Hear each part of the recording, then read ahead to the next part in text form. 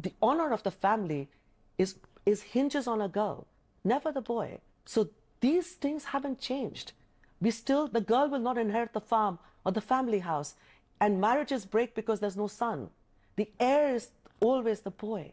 You describe yourself on social media as, quote, an immigrant and a proud Londoner, but you've also said that you believe you may well go back to the land of your birth before you die. Yes. Will you go to India, set up a restaurant like this and cook, or is that not going to be possible for you? I don't think I'd go back home and cook, but at some point I will go back to my land.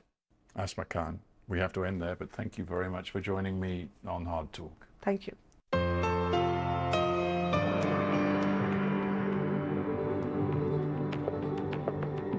That was Hard Talk. I'm Saroja Coelho. You're listening to CBC Radio 1. Have a great day. Magandang umaga. Good morning, Manitoba. Faith Fundal here in Studio 15 at Portage and Spence. This is Information Radio on CBC Radio 1, 89.3 FM, 990 AM, and everywhere on the CBC Listen app. Good morning as well to the folks watching on television and streaming on our YouTube page.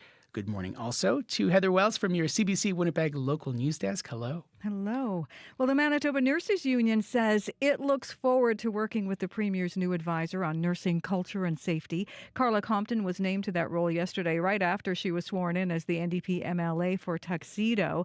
Meanwhile, nurses working for Shared Health have voted 77% in favor of a new collective agreement. We'll hear more about that. And a beach in the Interlake is closed temporarily because of high levels of E. coli in the water. Albert Beach has been closed since late last week.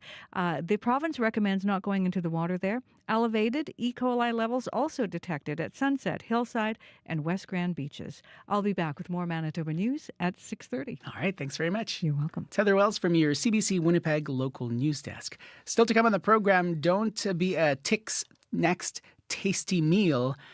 As we told you yesterday, tick season is upon us, and we have some tips and tricks to keep you safe from the pests. We'll speak with an entomologist during our first half hour of the program here. Stay tuned. We're also going to speak with federal politics reporter with the Canadian Press, Laura Osman, about the NATO summit in Washington and the tough questions Canada will face from allies. Later in the program, a Winnipeg man who recently visited his son's gravestone at Brookside Cemetery says he was shocked to find the memorial plaque destroyed. Now he wants answers. That story coming up at 7:40. And in our last half hour of the program, all part of our continuing series on youth and unemployment, we have been hearing about AI and how it may be hindering some young people from getting a job. We'll speak with a resume expert about what you need to know to get past AI filters. That's coming up here on the program. Stay tuned.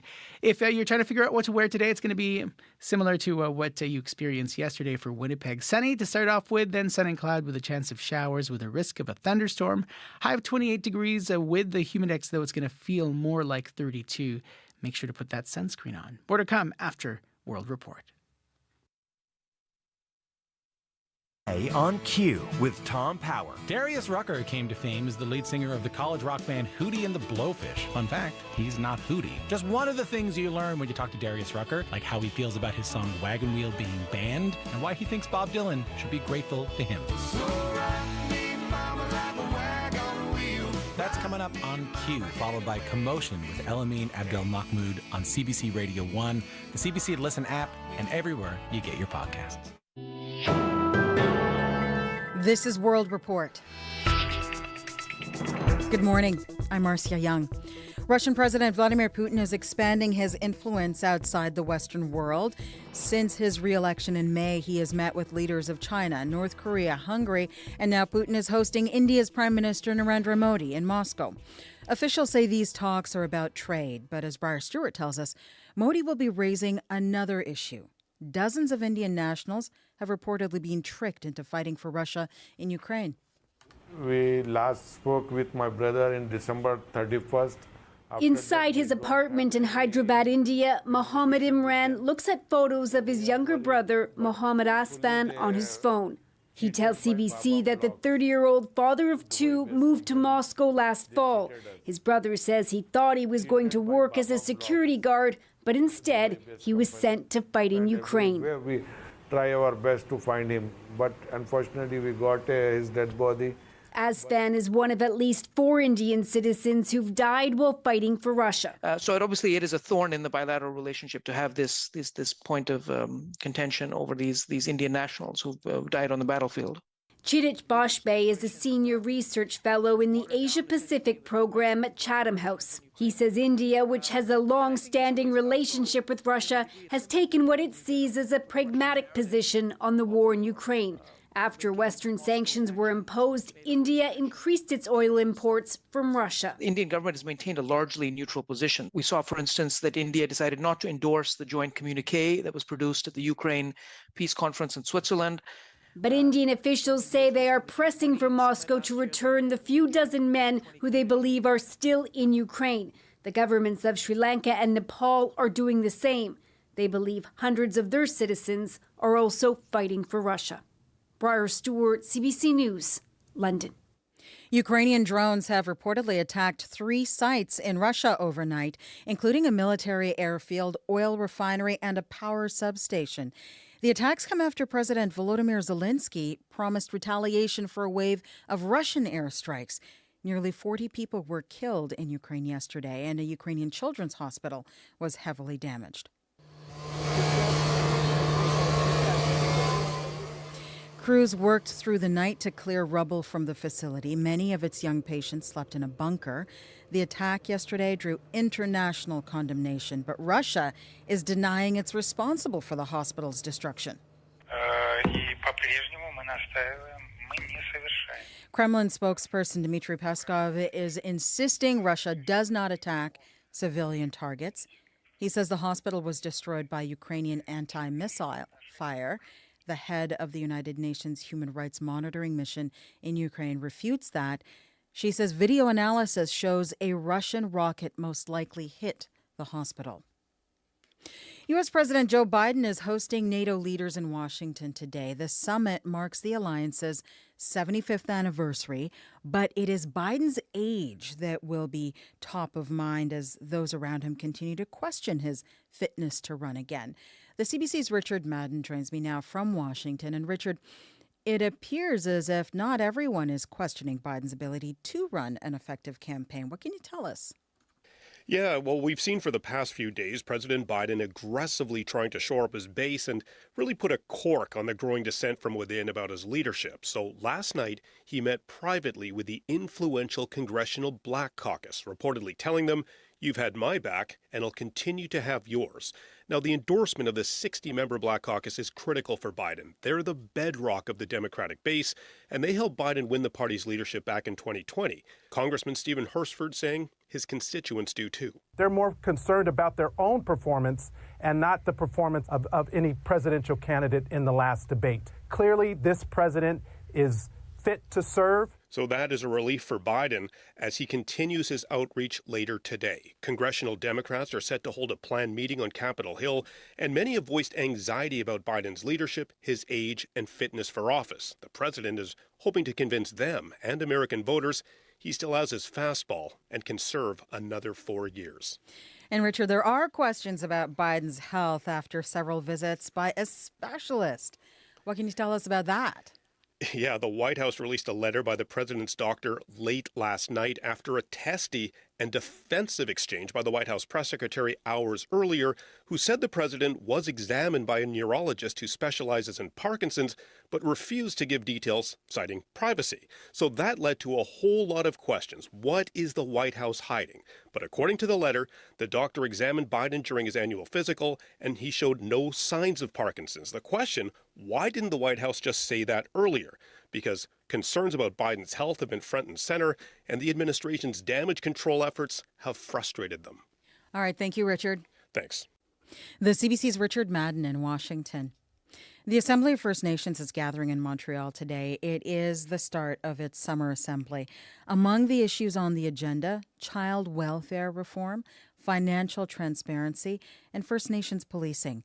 As Olivia Stefanovich reports, Canada's shifting federal political landscape will also dominate the discussions. And it's better if we're at the table talking to each other, even when things are hard. it's not always going to be easy. Assembly of First Nations National Chief Cindy Woodhouse-Nebenak says the AFN is meeting at a critical moment.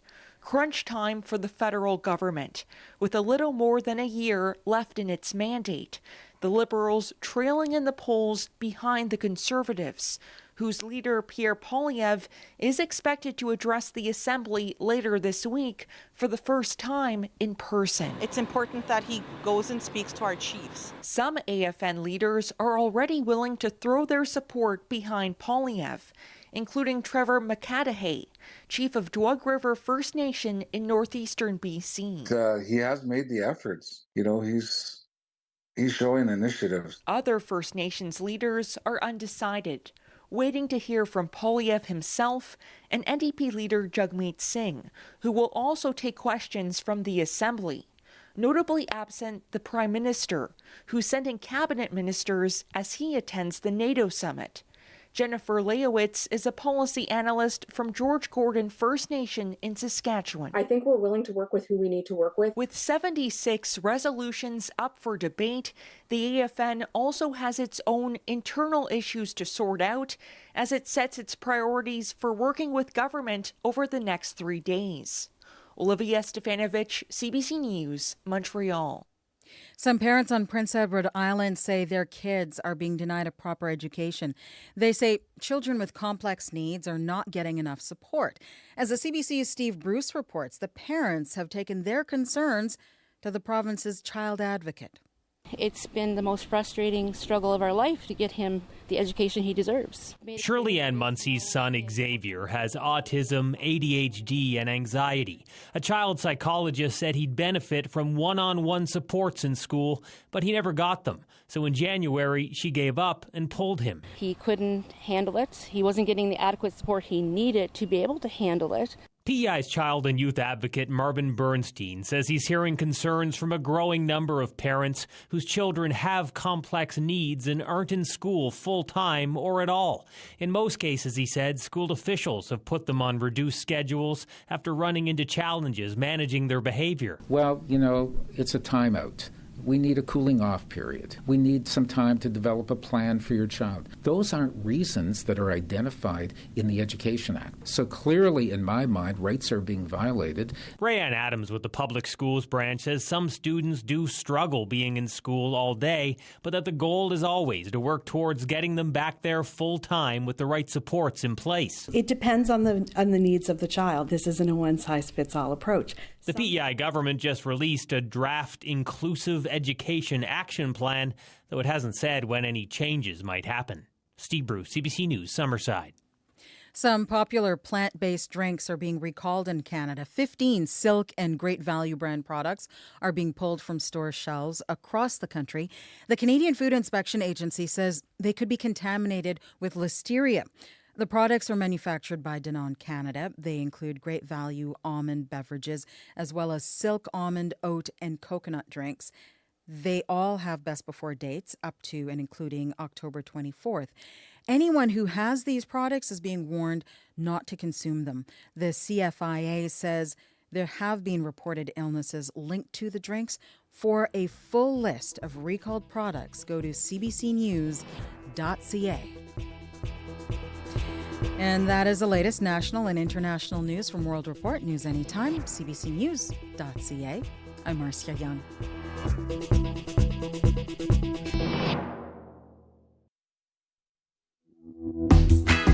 Magandang umaga. Good morning, Manitoba. Faith Fundal here in Studio 15 at Portage and Spence. I'm sitting in for Marcy Marcusa for the next couple of weeks. This is Information Radio on CBC Radio 1. And good morning to the folks watching on the television and as well streaming on our CBC YouTube page. Coming up on the program, don't be a tick's next tasty meal. We'll have tips and tricks on keeping you safe from the pests from an entomologist. Summer is also one of the most expensive times of the year. We'll have tips on how to enjoy this season without going into deep debt. First, though, he's a Winnipegger, a dentist, and he's also fed up. So this 68-year-old is putting down his scalers and syringes and drilling down to find sophisticated seniors. We'll hear more about seniors speed dating coming up here on the program. Stay tuned.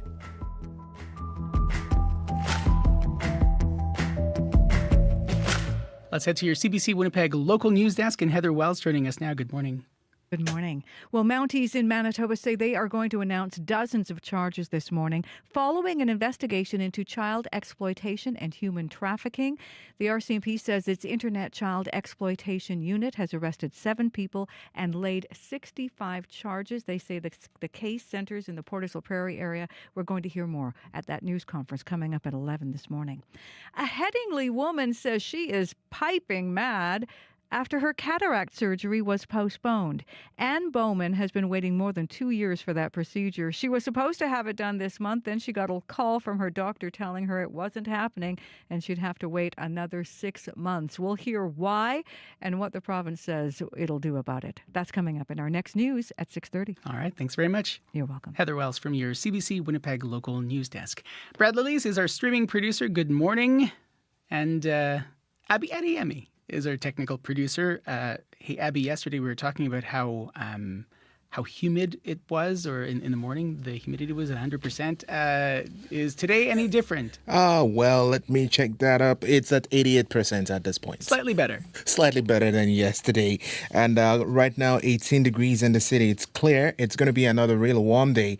We're going to be warming up to 28, though with the humidity, it's going to be feeling hotter than that. And for friends that have been calling and asking what the smoke is about in the Brandon area, well, that hazy conditions you've been experiencing in the Westman region, it's due to the smoke from wildfires in northern Alberta that is actually coming in from that Saskatchewan end, and over the weekend it's going to drift south to with the northerly winds, and you just get your heads up about that. For those asking about the smoke and wondering what's happening, it's about the activities in Alberta. But right now in Winnipeg, we're going to be starting off with a sunny day, and then we'll see a transition to a mix of sun and clouds later in the day. There's a chance of showers developing by late afternoon with a risk of thunderstorm.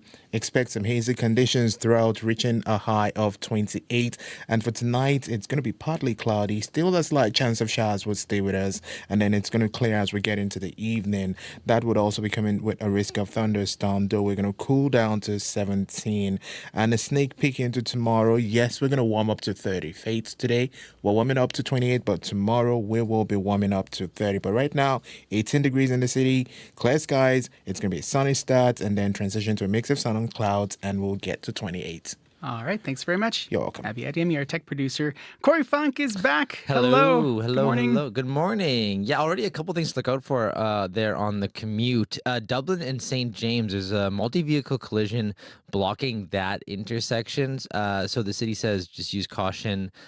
Signal crews are on the way. So it looks like there's something wrong with the signals. That's Dublin and St. James. Also a reminder for folks that construction of the Wolseley Greenway starts today. City says it's supposed to last about 6 weeks. They're going to be building bump outs and speed tables and raised crossings, particularly between Raglan Road and Walnut Street. So that's a big chunk of Wolseley. So that might be affecting certain parts of your commute if that's if you take Wolseley. But if you see anything else going on out there, give me a call on the CBC commuter line. That number 204-788-3093.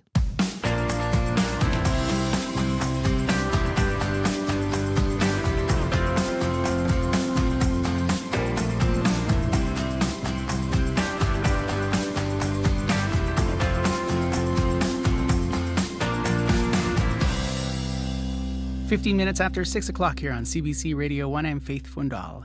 Online dating has its pros and cons, but we know the power of in-person connections. Now, speed dating events have made a comeback, but many of them are for the youngins, folks in their 20s and 30s. Dr. Brian Friesen is 68 years old, and he knows about teeth. He's now taking his business of smiles to a new level. High-class speed dating for the 50-plus. Up to Speed guest host Chloe Friesen spoke with him. Well, it wasn't easy, and you have to screen a lot of people, and there's some fraud and misrepresentation that made it very disappointing. And as we age, we have less time to waste. What is different about dating as a senior? Well, I just think, I don't think it's too much different, but I think the youth are, I hate to say the word youth, but we can be youthful too. The youth are just more acclimatized to it all. And, we get more stuck in our ways maybe, and we're looking for a new venue just to lighten it up and have some fun. So when did you come up with the idea to hold a speed dating night for, I think it says sophisticated seniors Yes. in the advertisement. Was there a moment while you were trying the online dating thing that you were like, I'm done with this? Well, I've had a few moments where I was done with it, but I signed up for a senior speed dating thing last year, and it was canceled due to lack of response. So I said, let's pick it up and try one. So what difference do you think it makes for people to have the speed dating experience, that face-to-face conversation? I think very quickly. You have some dialogue. You can see how they look. It's not fraudulent. You can't be fraudulent. So you get a vibe from that person instantly, and you can carry it through, and we're not wasting a lot of your time. 5 minutes, on to the next. Let's talk about how the event works. You were saying it's about 5 minutes, but even before that, there's a selection process. What's that like? Well, we want to vet all the people. We want to make sure, people will be subject to a criminal check. We want to make sure they're of good character and they present themselves correctly. What do you say to folks who might not make it through the selection process? There's some language used that there's a requirement of being a, quote, high-value individual. What do you mean by that? What should people be thinking of? Well, that's a tough one. We don't think that anybody is better than anybody else, but we want people that have their act together, people who are genuine, have great energy, and present a great package. So what will you be looking for then as you're going through this selection process? Yeah, you can compensate one for the other. I mean, good grooming, a suitable attire would be good. People that are in shape, that look after themselves, that would make a great partner for somebody else. People that are leaders, people that are a growth mindset, emotionally intelligent. Okay, people who are taking this seriously. I think it's time to be serious. We have a few years left, and let's get down to business. What about the actual speed dating event? How does that work? Well, it's going to be at Piazza Denardi. We wanted a safe venue for the women. You're going to spend an hour or two there. There's going to be some beverages and food. It's going to be very casual and upscale. How will people know if they've made a match? What do they do if they've had a conversation with someone that they're interested in? Well, they would check down that they like this person, and if the other person likes them, then we would give them the details to connect. Okay. How many people have signed up so far for this? Well, we've got 15 women that are going to be vetted. We hope 10 men and 10 women. So we'll be doing some of the vetting shortly. And we're a little short on guys, which I've heard is a problem that women face in Winnipeg. So we've got some energy going in that direction, and I think we'll have a very good group. How would you encourage, maybe some men are listening who are interested in getting back into dating? What words of encouragement would you have maybe if they're a little nervous to do something like this? Yeah, it's time to step forward. It's clear in our society that as we age, socializing is important. And get with the program. Take a chance, take a risk, have some fun.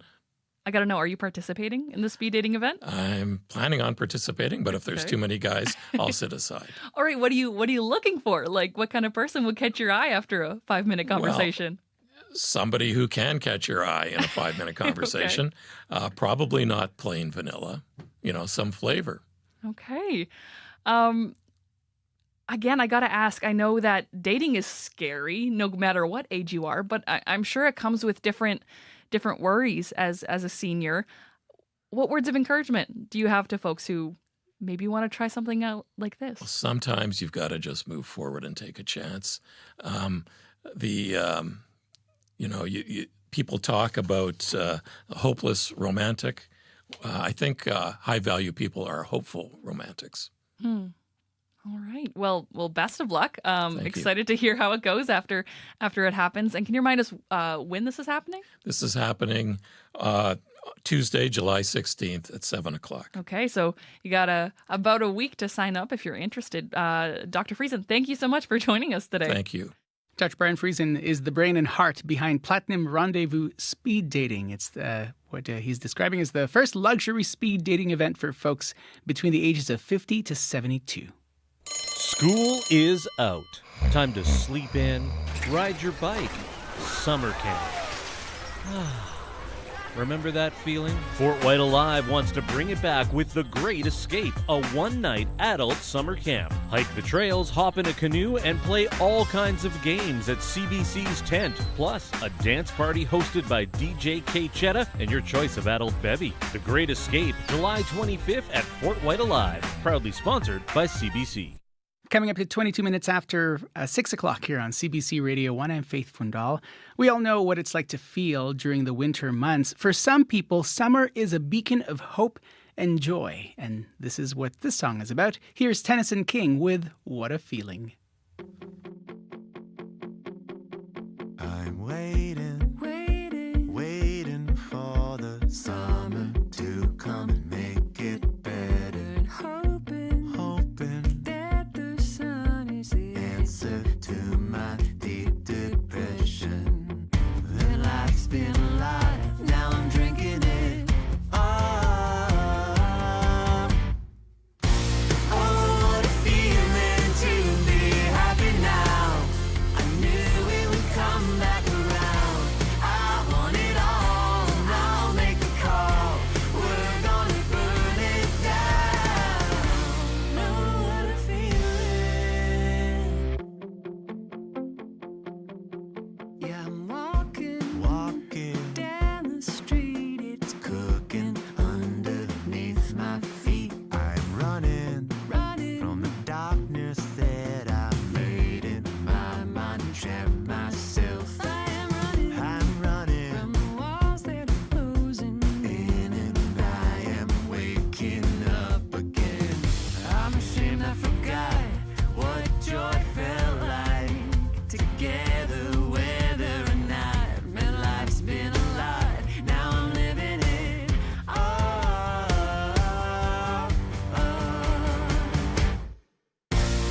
what a feeling to be happy now. I knew it would come back around. I want it all, I'll make the call. We're gonna burn it down. Oh, what a feeling to be happy now. I knew it would come back around. I want it all, I'll make the call. We're gonna burn it down.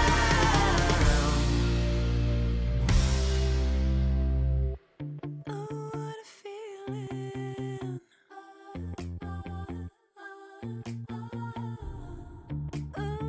feeling. I admit that I forgot it, and I'm all about it. Oh, what a feeling. I admit that I forgot it, and I'm all about it. Oh, what a feeling to be happy now. I knew it would come back around. I want it all, I'll make the call. We're gonna burn it down. We're gonna burn it down. We're gonna burn it down. We're gonna burn it down. We're gonna burn it down. Oh, what a feeling. That's Tennyson King and Sky Wallace with What a Feeling. Still to come in our next half hour of the program, a pretty big merger in the movie business. We'll hear more from Phil Dumont at the CBC National Business Desk. First, the heat and humidity are here, and also that means it's tick season. So how does one stay safe? Enter Catherine Rochon. She's Associate Professor of Entomology and Acting Department Head at the University of Manitoba. Marcy Marcusa spoke with her earlier in the year. I would say it's going to be like the other years, which is worse than anyone wants it to be, but really just the same as it usually is. Just starting a little earlier. Yes, that's right. So a lot of Manitobans, of course, are going to plan to be out camping. Let's remind ourselves of the preventative measures that people should take to avoid tick bites if you're outside. So the key to prevent a tick bite is to keep the ticks away from your skin. If it doesn't get on your skin, it can't bite you. So there's many ways you can, many tactics you can apply. So of course, repellent, anything that is DEET or keratin-based is going to be very good at repelling ticks. And soon after the ticks, we're going to get the mosquitoes. So it's a good habit to get into, right? And then ticks are at ground level, so they don't fall from the trees, they don't jump on you. And so you want to use that repellent in particular on the lower part of your body. And then you want to keep the ticks from getting to your skin. So you're going to have long pants, and you're going to tuck those pants into your socks. I know it's not super fashion forward, but I always tell people you can put gaiters on top of that. It hides it, and you look like a hiking pro. I like that you're giving the fashion advice along with this. And that way, when the tick gets on your boot or your pants, it doesn't climb under the pants where you can't see it and there's skin immediately, right? So, and then if you wear light-colored clothing, you can see the ticks as they're climbing up your pants. So it has nothing to do with, light colors don't attract them. It's really just to increase contrast so you can see them, right? And then you can flick them off or flick them off your partner. And any other advice before we move on to Lyme disease? I want to ask you about that. Yeah. Well, yes. Then the next step is when you have been outside, from walking the dog, from gardening in the yard, from your hike and camping, you want to take your clothes off and you want to check your body entirely so that if there is a tick that made it, you can remove it promptly. So let's stay there for a second before we look at Lyme disease. Removing it properly means making sure you pull it off and get all of the tick out. So you got to be careful with the head, not squishing it, right?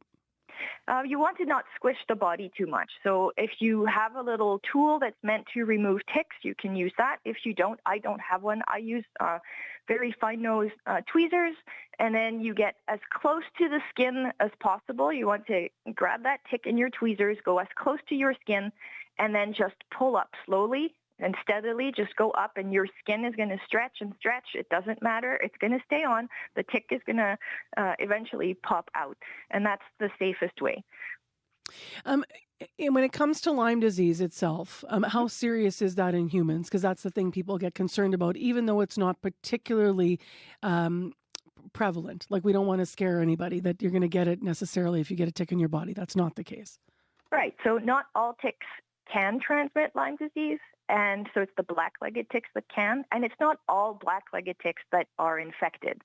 So, if you're right, if you get a tick bite, it doesn't mean you're going to be sick. But Lyme disease is the most important tick-borne pathogen or tick-borne disease in North America, including Manitoba. So it is something to take seriously. The thing that you need to be aware of is if you do get a tick bite, you make sure that you can identify the tick. If you are not sure how to identify the tick, you can take a picture and upload it to etick.ca, and we can tell you if it's a black-legged tick or not. And with that, you'll get some information. Just last, when you think about the areas of the province, where are ticks most prevalent? In my opinion, anywhere in southern Manitoba has lots of ticks. And so I wouldn't say particular more, here more than there. Sort of southeastern Manitoba has more black-legged ticks reported. So now that could be also because there's a little bit more people. So there's a certain bias there. When you look at a map of, where people find black-legged ticks, it's also where there's a lot of people. So there's a bias there. But I would say pretty much anywhere in southern Manitoba, you can find black-legged ticks. You should be careful. Caitlin Rochon is the Associate Professor of Entomology and the Acting Department Head of the University of Manitoba. If you see any issues during your commute this morning, call our commuter line 204-788-3093. Lots more to come in our next half hour after your CBC Winnipeg News. This is CBC News. Good morning. I'm Heather Wells in Winnipeg. At 6:30, it's sunny. It's beautiful. 18 degrees right now in downtown Winnipeg. Some clouds rolling in this afternoon, and it's going to be another hot, hazy day. 28 is our high, with the humidex around 32. Mounties in Manitoba say they will announce dozens of charges this morning following an investigation into child exploitation and human trafficking. RCMP say its Internet Child Exploitation Unit has arrested 7 people and laid 65 charges. The investigation appears to focus on Portage la Prairie. RCMP officers stationed in Winnipeg and in Portage are slated to speak at a news conference at 11 o'clock this morning at D Division headquarters in Winnipeg. The mayor of Portage la Prairie will also be on hand. A Headingley woman is speaking out after her cataract surgery was postponed. Anne Bowman has been waiting more than 2 years for the procedure. She was supposed to have it done this month. Then she got a call from her doctor telling her it wasn't happening and she'd have to wait another 6 months. Piping mad. I don't get that mad anymore these days. At 72, I've learned to sort of moderate my feelings, but I'm piping mad right now. Bowman says her ophthalmologist told her it was postponed because the province didn't renew its contract with Vision Group. It is a private surgical facility that had been contracted to do thousands of publicly funded cataract surgeries.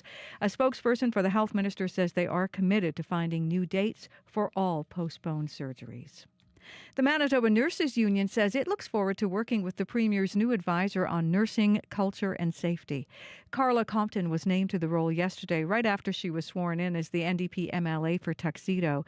She was a hemodialysis nurse before entering politics. Darlene Jackson is president of the Manitoba Nurses Union. Having a nurse who's right off the front line, acting sort of as a conduit to the Premier for nursing issues, I think that's important. I think that's something that needs to happen. And I really look forward to meeting with her and collaborating with her and really getting some issues solved. Compton will also co-chair the Provincial Health Care Advisory Table. Meanwhile, nurses working for Shared Health, including those at the Health Sciences Centre, have voted 77% in favor of a new collective agreement. Nurses who work in other regional health authorities voted in favor of that contract back in May. A Winnipeg officer has pleaded guilty to traffic violation after causing a crash when he ran a red light without making sure the intersection was clear. Constable Landon Ramage was fined $174 for failing to drive with due regard to safety. Court heard the officer ran the red light while following a vehicle driving erratically in April of 2023. He ended up crashing into a vehicle that had a green light. The driver of the hit vehicle suffered a broken finger and a knee injury. Ramage was charged in October after an investigation by the police watchdog. Another charge he faced for failing to use a siren was stayed. A beach on the east side of Lake Winnipeg is closed temporarily due to high levels of E. coli in the water. Albert Beach has been closed since late last week. Unsafe levels of the bacteria were detected in the swimming area. The province recommends not going into the water. That news surprised some beachgoers like Larry Overby. We've been out here for 25 years, and I don't ever recall the beach being closed for E. coli, certainly not, at times we've been here.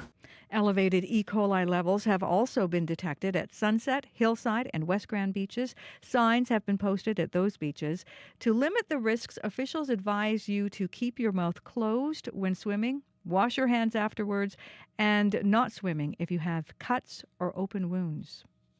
The Assembly of First Nations opens its annual meeting in Montreal today. It is the first General Assembly since Cindy Woodhouse-Nepenak was elected National Chief in December. AFN leaders are expected to provide an update on negotiations to reform Canada's child welfare system and compensation for the system's past harms. Some popular plant-based drinks are being recalled across Canada. 15 Silk and Great Value brand products are being pulled from store shelves right across the country. The Canadian Food Inspection Agency says they could be contaminated with listeria.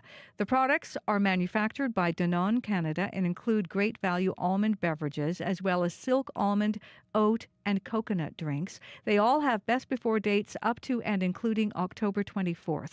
Anyone who has these products is being warned not to consume them. The CFIA says there have been reported illnesses related to the drinks. You can find a full list of recalled products at cbcnews.ca. And you can hear the latest national and international news coming up at World Report at 7. And find more Manitoba news at cbc.ca/Manitoba. All right, thanks very much. You're welcome. Heather Wells from your CBC Winnipeg local news desk. Magandang umaga, good morning Manitoba. Faith Fundal here on Information Radio on CBC Radio 1. And good morning to the folks who are watching on our CBC YouTube stream as well and on television. We're going to say hello as well to Abby Adiemi watching the weather. Good morning. Good morning, Faith. I want to say this. Get ready for the summer heat, especially as we get close to the weekend. We're going to be entering, the forecast is looking at us getting into that prolonged period of above seasonal conditions as we just cross Wednesday into Thursday and Friday. And that's just because of the mini heat dome that is leading to very hot conditions along the Pacific, U.S. and British Columbia. And we've not gotten the warning yet for, the heat yet for this part, so we're lucky, but it looks like that might come to us sometime maybe Wednesday or Thursday, Friday. But right now we are at in the city, we are 18 degrees under clear skies. Today we'll see sunny skies and then followed by a mix of sun and clouds. There's a slight chance of showers this afternoon along with a risk of thunderstorm. Expect some hazy conditions, and this will stay with us throughout the day, and temperatures will be getting to 28 degrees. Heading west to Brandon, it is currently 13 degrees and mainly clear. Today's forecast calls for sunny skies also, and then we will see the transition to a mix of sun and clouds, a slight chance of showers in the afternoon, also a risk of thunderstorm late in the day. We also hear of that local smoke that is present because of the conditions from northern Alberta. But for folks in Brandon, your high will reach 26 today, though it's going to feel hotter than that. It's going to be feeling like 31 with the humidity. Moving north to Thompson, currently it is 16 degrees and cloudy for today. Expect mainly cloudy conditions and a good chance of showers this morning. That would come with a risk of a thunderstorm. Conditions will clear up by the noon period, and then the highs would get to 25. Further north in Churchill, it is 9 degrees and mainly sunny at the moment. For the rest of the day, you should expect this mostly sunny skies to stay with you, and the highs would reach 22. Now for this evening, the weather will become partly cloudy with a light breeze from the south, and that would just make the day calm and cool for you. Down in Dauphin, currently it is 15 degrees and sunny at the moment. Expect this sunny condition to stay with you all morning, and then we'll see a mix of sun and clouds in the afternoon with a chance of showers and a potential thunderstorm. There's also local smoke in the forecast, and temperatures will be getting to a high of 26, so it's going to feel hotter than that. Gimli is clear at the moment, and it's at 15 degrees. Today's forecast for the Interlake region, we will see a sunny morning followed by a mix of sun and clouds. A good chance of showers late in the afternoon and a risk of thunderstorm, and some hazy conditions will go with that. You're going to warm up to 28. Steinbach is sitting at 13, heading to a high of 28. And in Morris, it is 14 at the moment. Today's forecast for the Pembina Valley region calls for sunny conditions this morning followed by a mix of sun and clouds, a slim chance of showers sometime in the afternoon and a risk of thunderstorm, and expect some hazy conditions with a high of 28, though it's going to feel close to 32 with the humidity. Winnipeg, it's going to be another warm day. We're currently at 18, a high of 28.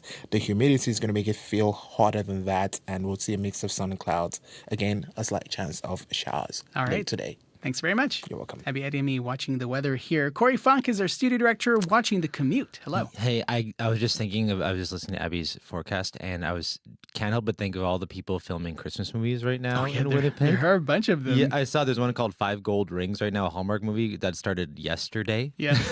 Just imagine wearing a parka, having you gotta pretend that you're full of Christmas cheer. Oh my gosh, it's crazy. Well, anyways, in the commute right now, there are a couple things to keep an eye out for. Dublin and St. James, there's a multi-vehicle collision partially blocking that intersection. This is from the Winnipeg Traffic Management Center. About half an hour ago it was posted. Doesn't give exactly what's blocked in that intersection, so I'd love to get an update from folks who might see what's going on.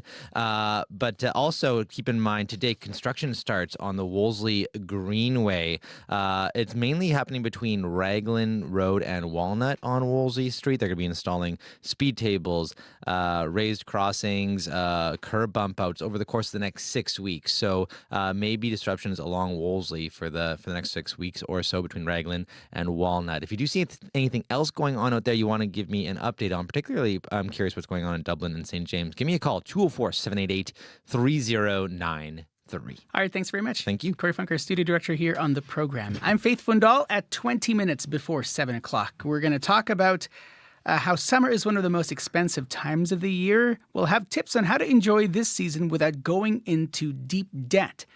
We are going to talk about money, though. Phil Dumont at the CBC National Business Desk also here. Good morning. Morning, Faith. Pretty big industry move with Paramount and Skydance. What does this all mean?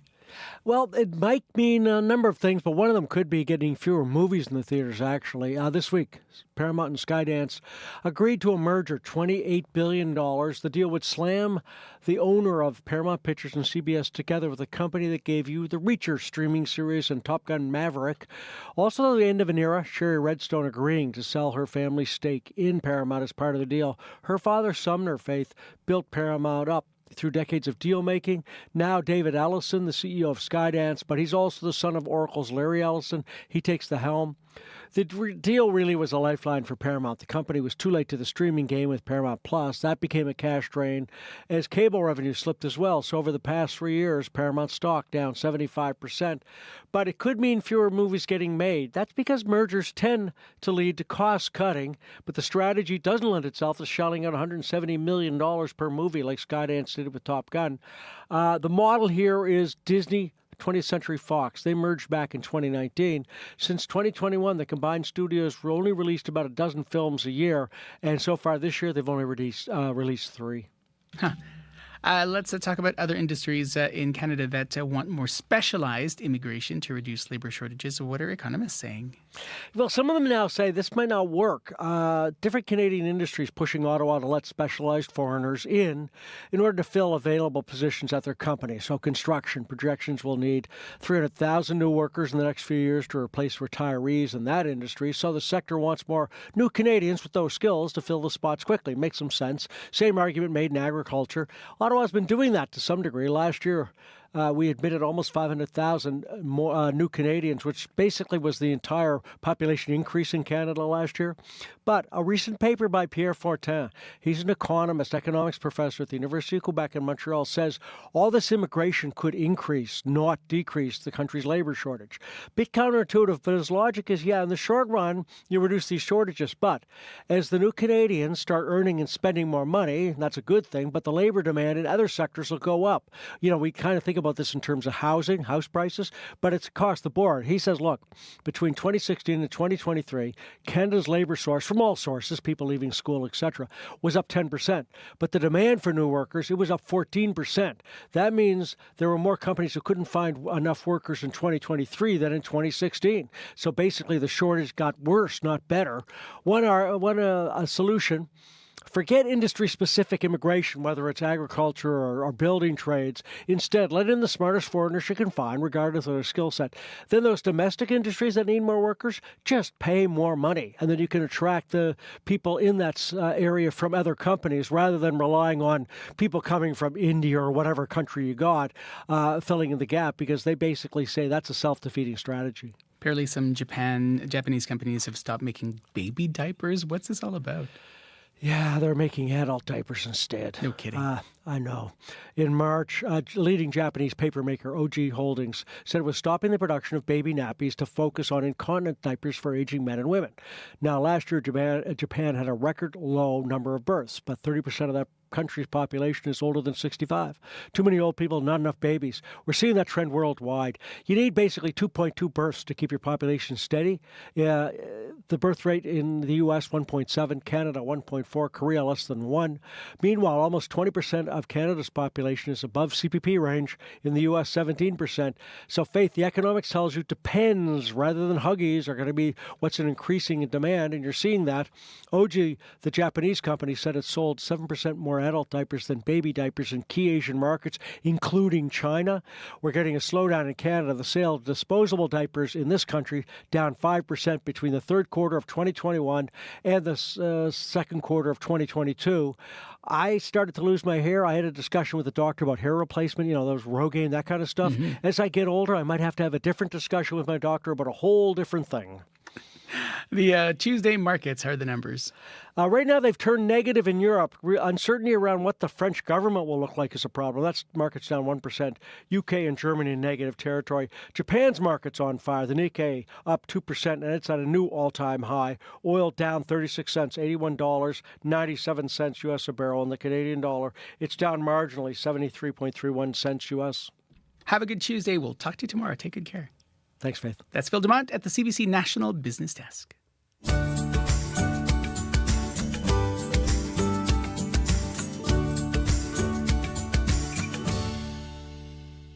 We're at 14 minutes before 7 o'clock here on CBC Radio 1. I'm Faith Fundal. When you think about holiday spending, the Christmas or winter season might come up, but summer spending is actually a lot more when you compare the two. Rubina Ahmed Haq is our personal finance columnist and joins us with tips on what to avoid this summer to save money but still have fun. The warmer weather is here, and many of us are filling up the days with things to do with our family and friends. Summer makes us want to get out and do things, but oftentimes those things can cost a lot of money. A survey conducted by BMO Bank of Montreal of Canadians' summer spending habits found 28% go into debt during the summer due to their spending. Another 27% of us dip into savings to support our spending.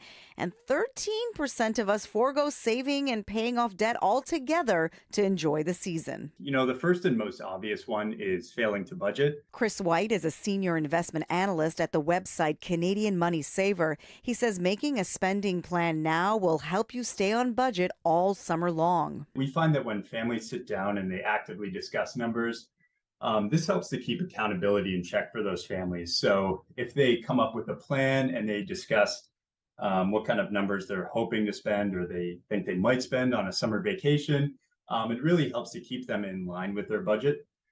It's kind of like that rule of writing down a goal. You're more likely to accomplish it if it's written down somewhere. White says Canadians should focus on lower cost activities in the summer, such as local events and festivals, backyard barbecues, exploring new eateries, or heading to a food truck. These are all easy and low cost things that families can do that can make for great memories. He adds there are some easy saving tricks that are often overlooked. So another common mistake that we see is ignoring seasonal discounts and deals. Oftentimes there's a lot of good discounts and deals in the summer months. It's really just a matter of looking for them and searching those out. And a lot of great websites can help families with that too. So things like Groupon, those kind of provide some nice summer activities that are on a discount or at a deal.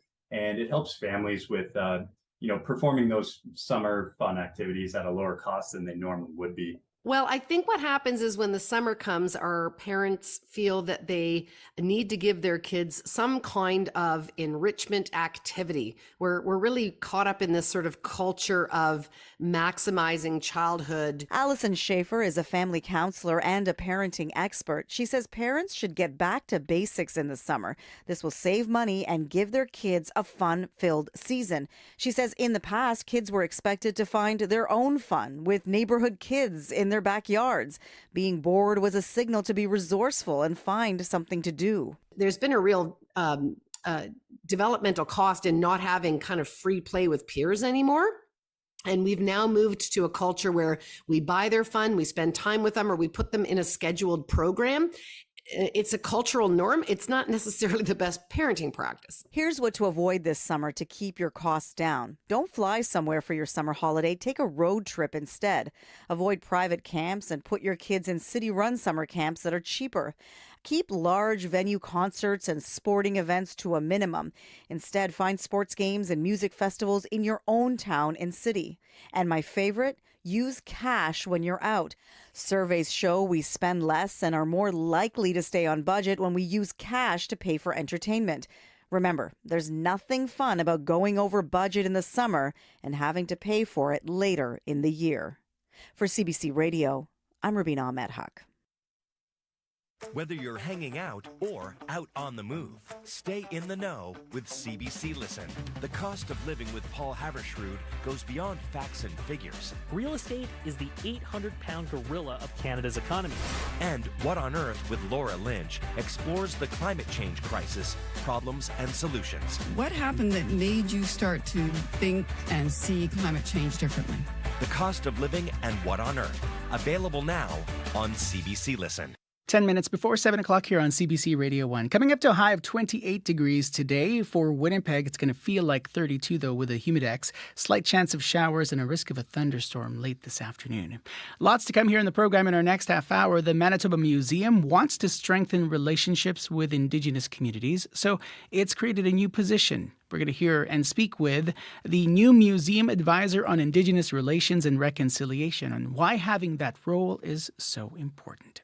First, though, as you've been hearing, the Prime Minister is in Washington today, where NATO allies have gathered for meetings expected to run into Thursday. It's the 75th anniversary of the organization. Expected that Canada will face some tough questions in the next few days from other leaders. Laura Osman is a federal politics reporter with the Canadian Press. She is in Ottawa. Good morning, Laura.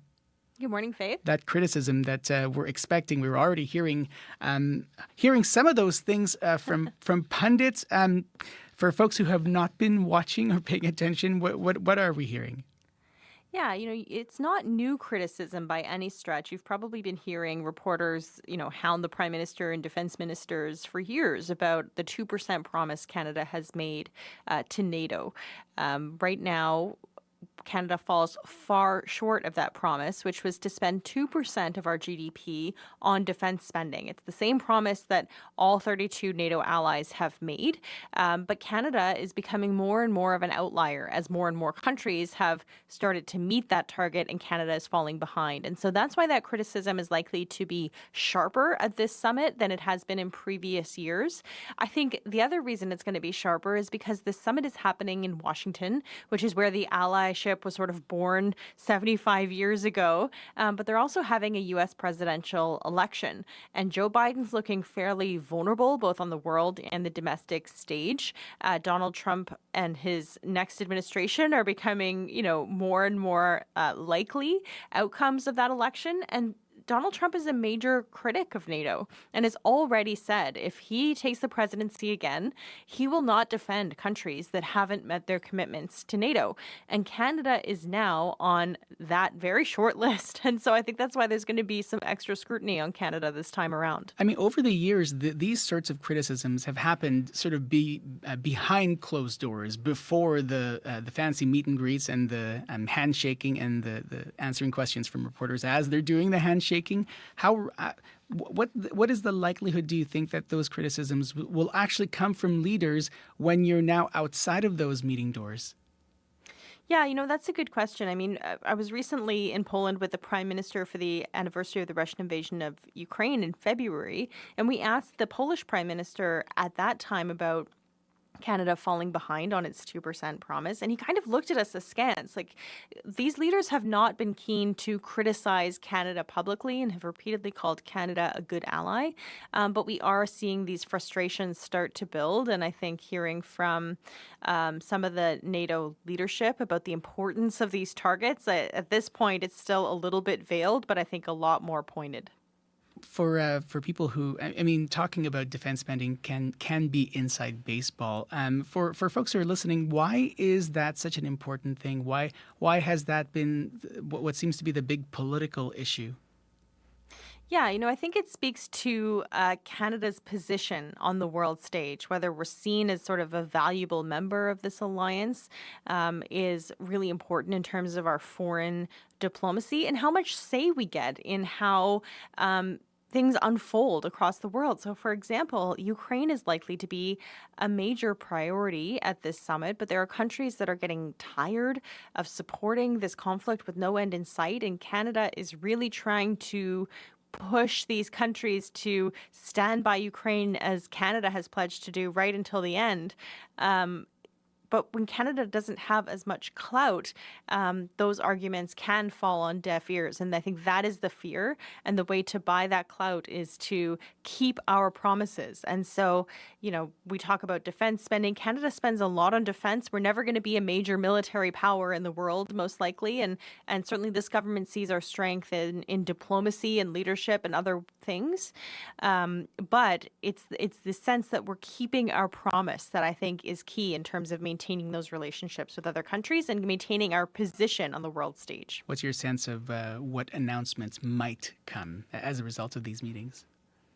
Well, we sort of heard from the Defense Minister, Bill Blair, that there may be some kind of plan or message for sort of our allies to reassure them that Canada will eventually one day reach our 2% target, even though our current defense spending plan doesn't see us get there in the near or medium future.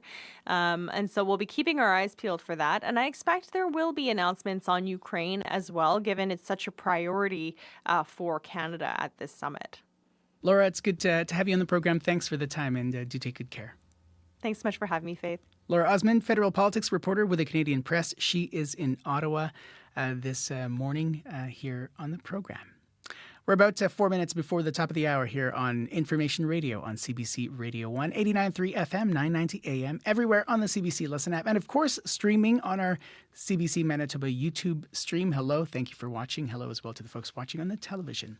Also, hello to your CBC Winnipeg local news desk person, Heather Wells. Good morning. Heather's not quite there yet. We'll get to Heather in just a few minutes here. There is lots to come here on the program. In our next half hour, the Manitoba Museum has a new museum advisor focused on Indigenous relations and reconciliation. We're going to meet with her about why that position is important and the impact that she hopes to make.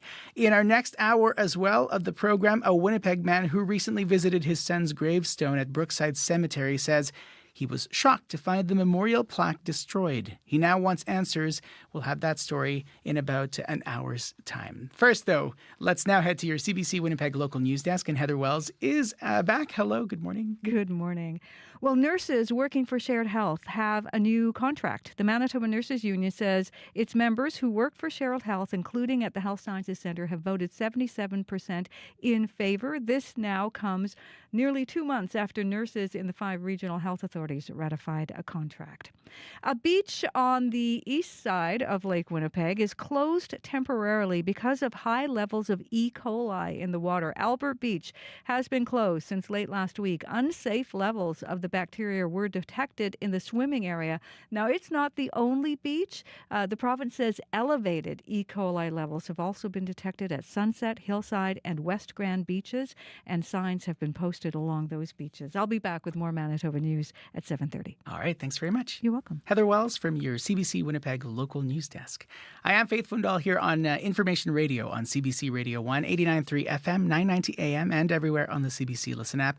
We're going to say goodbye to the folks watching on the television. Thanks for watching, and we'll continue on, of course, on our CBC Manitoba YouTube stream. Brad Lillies is our streaming producer.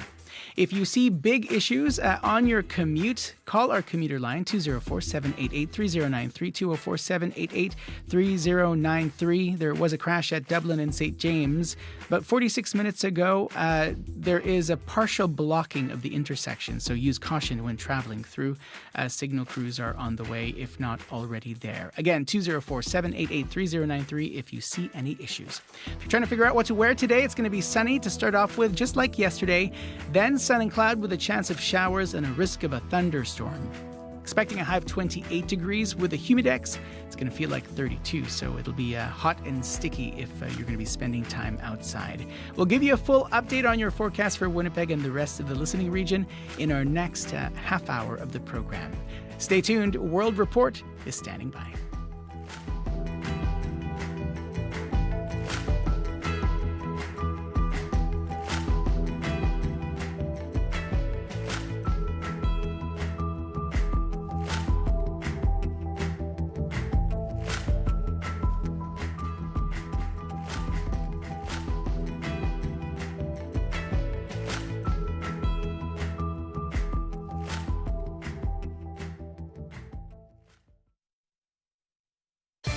today on The Current.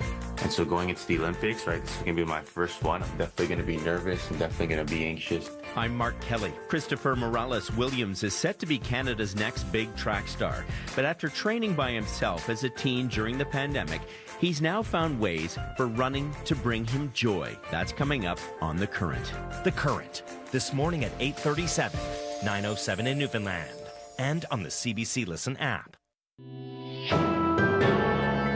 This is World Report. Good morning. I'm Marcia Young.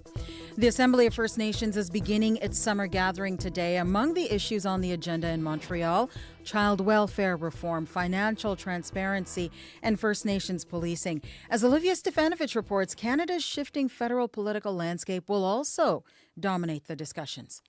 And it's better if we're at the table talking to each other, even when things are hard. It's not always going to be easy. Assembly of First Nations National Chief Cindy Woodhouse-Niebenak says the AFN is meeting at a critical moment. Crunch time for the federal government, with a little more than a year left in its mandate. The Liberals trailing in the polls behind the Conservatives, whose leader Pierre Poilievre is expected to address the Assembly later this week for the first time in person. It's important that he goes and speaks to our chiefs. Some AFN leaders are already willing to throw their support behind Poilievre, including Trevor McCadahey, chief of Dwug River First Nation in northeastern BC. He has made the efforts. You know, he's showing initiative. Other First Nations leaders are undecided, waiting to hear from Poilievre himself and NDP leader Jagmeet Singh, who will also take questions from the Assembly. Notably absent the Prime Minister, who's sending cabinet ministers as he attends the NATO summit.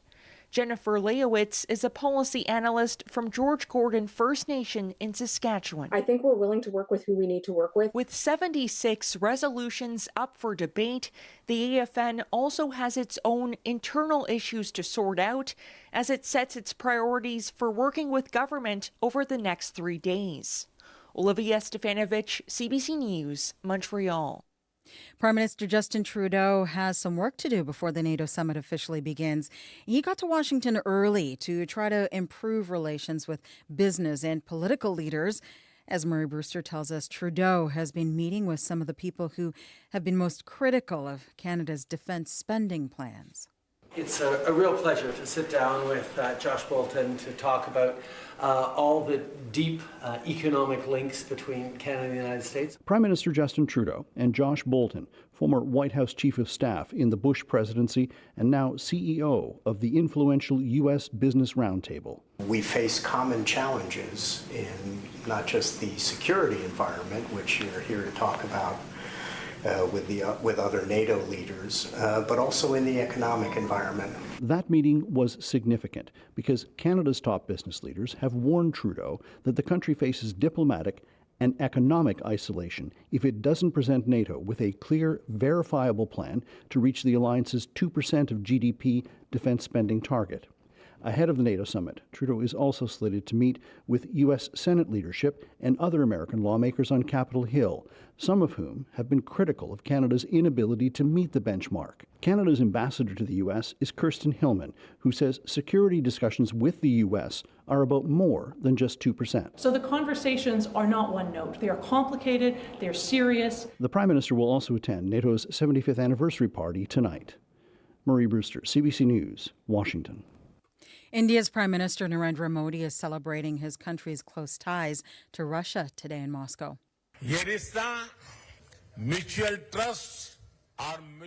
He told supporters this morning India and Russia have a relationship built on mutual trust and respect, and he says they are working to ensure global prosperity. But Modi's relationship with Russian President Vladimir Putin is causing worry in Washington. Here is Matthew Miller with the U.S. State Department. We made quite clear directly with India our concerns about their relationship with Russia, and so we would hope India and any other country, when they engage with Russia, would make clear that Russia should respect the UN Charter, should respect Ukraine's sovereignty and territorial integrity. Today, Modi told Putin the death of innocent children in war is very painful and the solution to the war in Ukraine cannot be found on the battlefield. His comments come one day after a Ukrainian children's hospital was damaged by an airstrike. Russia denies attacking civilian targets. Rescue workers in Indonesia are still digging for people buried by a landslide. At least 23 people are dead. The landslide happened Sunday on Sulawesi Island. Rescue operations have been difficult. Heavy rain is falling in the region. Officials say more than 100 villagers were digging for gold at an illegal mine, and mud and rubble slid down around them. Several people are still missing. Thousands of Ticketmaster users may have had their data compromised. Ticketmaster says it discovered a security breach on one of its databases between April 2nd and May 18th. A few days later, the company learned some customers' personal information may have been compromised, including emails, phone numbers, and encrypted credit card information. Ticketmaster says it is reaching out to the affected customers by email or mail, and it's offering credit monitoring services to customers in Canada. Environment Canada is warning most of Western Canada will be blanketed in heat again today. It's going to be tough. Try to find cool places. It's kind of nice to have a few months of super hot weather and get outside and hang out all day. You can actually burn while you're in the pool as well. As those people swelter, federal officials are about to reveal what they have learned about the last heat wave to hit eastern Canada. It enveloped parts of Ontario, Quebec, and Atlantic Canada in June. Now officials are trying to determine how much of it was made more intense by climate change. It's almost mid-July, and some young people are still searching for summer jobs. Employers who were once desperate to fill positions are now having to turn applicants away. As the CBC's Jennifer Yoon reports, the labor shortage in some sectors appears to be over.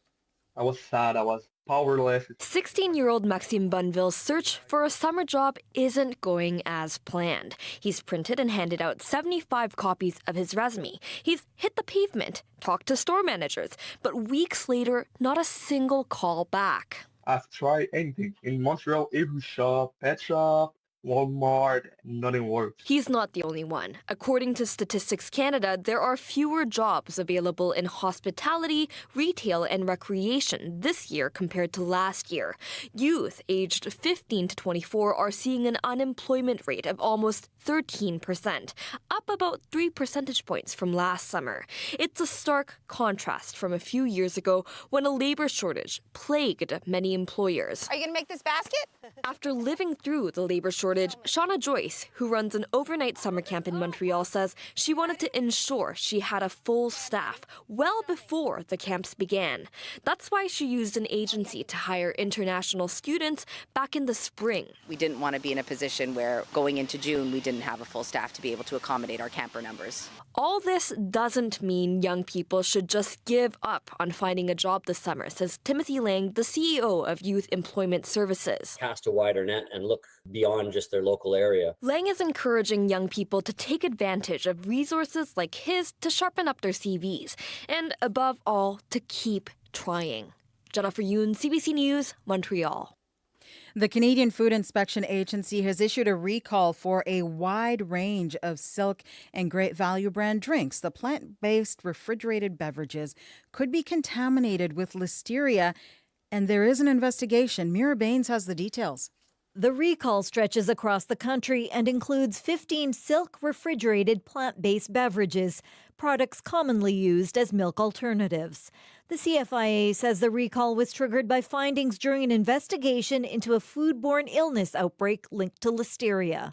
Si-Yun Wang, Associate Professor of Food Safety Engineering at UBC, says some studies indicate this type of bacteria can grow better in plant-based beverages compared to bovine milk, and the illness can be severe in immunocompromised people. So the proportion of people who will die after they are affected is extremely high. So the mortality rate can be as high as 30%, which means... Wang warns that pregnant women, children, and seniors are also vulnerable. The products under the brand Silk and Great Value include almond, coconut, oat, and cashew-based products with best before dates up to and including October 4th. The company behind the products, Dannon Canada, says the potential cases are linked to a specific production line at an Ontario plant, and shipments from the facility have been halted. Customers are being told to return or throw out the drinks. The CFIA says the recall may be expanded. Mira Baines, CBC News, Vancouver. This is the most read story at cbcnews.ca. You can get all the details on the recalled brands on our main page. And that is the latest national and international news from World Report. I'm Marcia Young. More news, cbcnews.ca.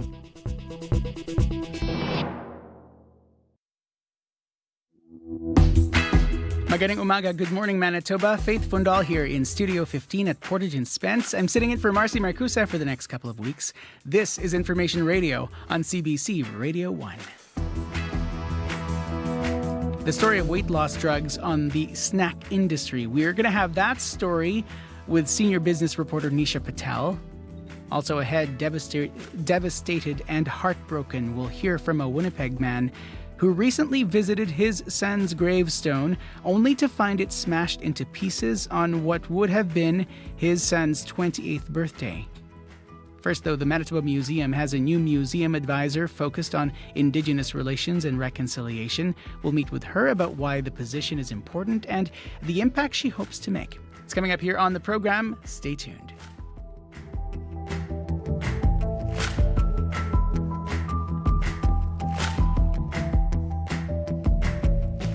And good morning as well to the folks streaming us on the CBC Manitoba YouTube stream. Hello, our streaming producer is Brad Lillies. Hello as well to Heather Wells from your CBC Winnipeg local news desk. Good morning. Good morning.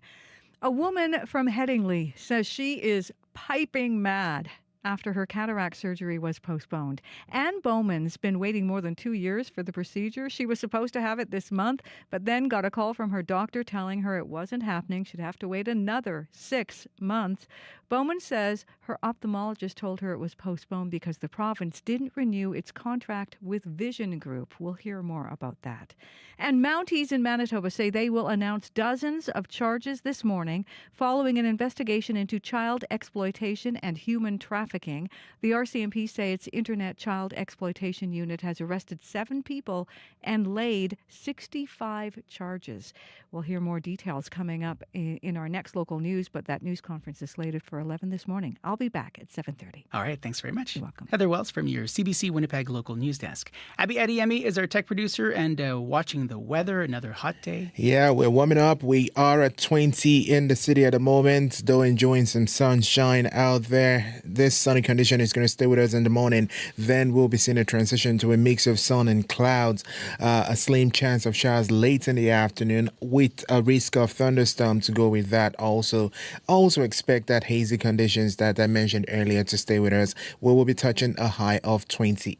Feeling hotter than that due to the humidity. Now for tonight, it's going to stay partly cloudy. Then we'll see a slim chance of showers in the evening period. That will be clearing up, and there's also risk of thunderstorm to come with that. That hazy condition will continue into the evening period and will cool down to 17. Now for tomorrow, we are going to start sunny. It's going to be hazy in the morning, and then we're going to heat up to 30, which is going to be feeling even hotter than that. And I'll tell you, we should be getting ready for that heated summer because towards the weekend we're entering that prolonged above seasonal condition. As we get deeper into the week, we should be hitting that heat warning criteria by tomorrow for the northern part of the province and closer to Thursday or Friday for the south. But right now, Winnipeg, it is 20 degrees, sunny start. The day would see some clouds roll in and later, and then a slight chance of showers, and would warm up to 28 degrees. All right, thanks very much. Abby Adiemi, our tech producer here in the program. Corey Funk is also following the commute. Good morning. Good morning. Yeah, just really one issue out there right now, actually. Dublin and St. James. There's a multi-vehicle collision partially blocking that intersection right now. That's all we know. We don't know exactly what lanes might be blocked. So city says just to use caution through there. City also says that a signal crew is either on the way, may be there now. They did post this about an hour or so ago. As well, a reminder that today is the first day of construction on the Wolseley Greenway, which will run from Raglan Dunn Road to Walnut Street, and there's going to be a whole bunch of changes. It's going to be a much different drive afterwards. They expect that construction to last about 6 weeks. They're going to be installing raised crossings, also some speed tables and curb bump outs, things like that. Should take about 6 weeks or so to get that done, says the city. But if you see anything else going on out there, give me a call on the CBC commuter line. That number 204-788-3093.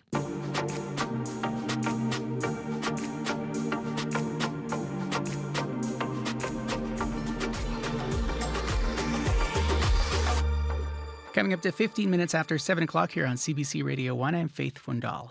The Manitoba Museum has a new job position. Its goal, supporting and strengthening relationships in the Indigenous community. Tabitha Harper is the new Museum Advisor on Indigenous Relations and Reconciliation. She's in studio. Good morning. Welcome. Good morning. Tabitha Ajwe Benishikwe Ndishnikas. Hello, how are you? I'm doing very well. What about you? How are you feeling about getting this role? I feel very excited and I feel very supported, and I'm excited to see how this world goes and reconciliation. So the title is Museum Advisor in Indigenous Relations and Reconciliation. It's a pretty... it's a mouthful. It's a mouthful. Yeah. What are you expecting to be able to do practically? What I hope to do is be able to build strong relationships, but also develop Indigenous perspective in the museum, because historically, Indigenous perspective hasn't been made within institutions like the museum and universities. So I hope to bring in this is Indigenous perspective, because this hasn't been historically done before. Do you remember walking through the museum a whole bunch of years ago? How is it different then compared to what it is now? Then I felt like a kid. I was just enjoying the history. I had no idea about Indigenous perspective and the colonization that happened. So right now I feel very empowered to bring in that perspective, and I feel I can walk confidently through the museum. We can talk about the job here, but I want to focus on how what you're hoping to be able to actually do, because I mean there are a lot of things that the job calls for, including being able to establish a framework. We'll get to that in a minute here. But when you think about this job, what are you most excited, or what do you want to focus on as you continue on? Because a big part of it is advising, right? Yeah, for sure. So I want to not only be a bridge for Indigenous people, but for non-Indigenous people, because reconciliation is a big topic, and in my studies and research, I noticed that there's a lot of hesitancy on both sides for reconciliation. So I believe that in this position, this will not only help Indigenous peoples feel more welcome to attend and connect, but also non-Indigenous peoples to feel more welcomed and want to connect. In your lived experience, what do you think the museum can do to help people feel that way, to see themselves and to see their communities reflected in the museum? I think transparent communications and honest, open communications, and also allowing for vulnerability and accountability, because I feel, as I said, hesitancy is withholding a lot. So I think having that open and honest communication where they have that psychological safety, I think a lot more people would feel more welcome to attend. That honest and open communication, are you talking about from the outside client's perspective, or are you talking more about the folks who are making decisions at the museum? Decision making at the museum for sure, but also the folks who want to come in and say like, hey, I feel nervous, but I don't feel represented here. How can I feel more represented? Whereas the Indigenous, the museum and the decision makers, they have these calls to action, which is followed by UNDRIP, it's called the Standard for Museums. So it was developed by the Canadian Museums Association that has a framework about UNDRIP.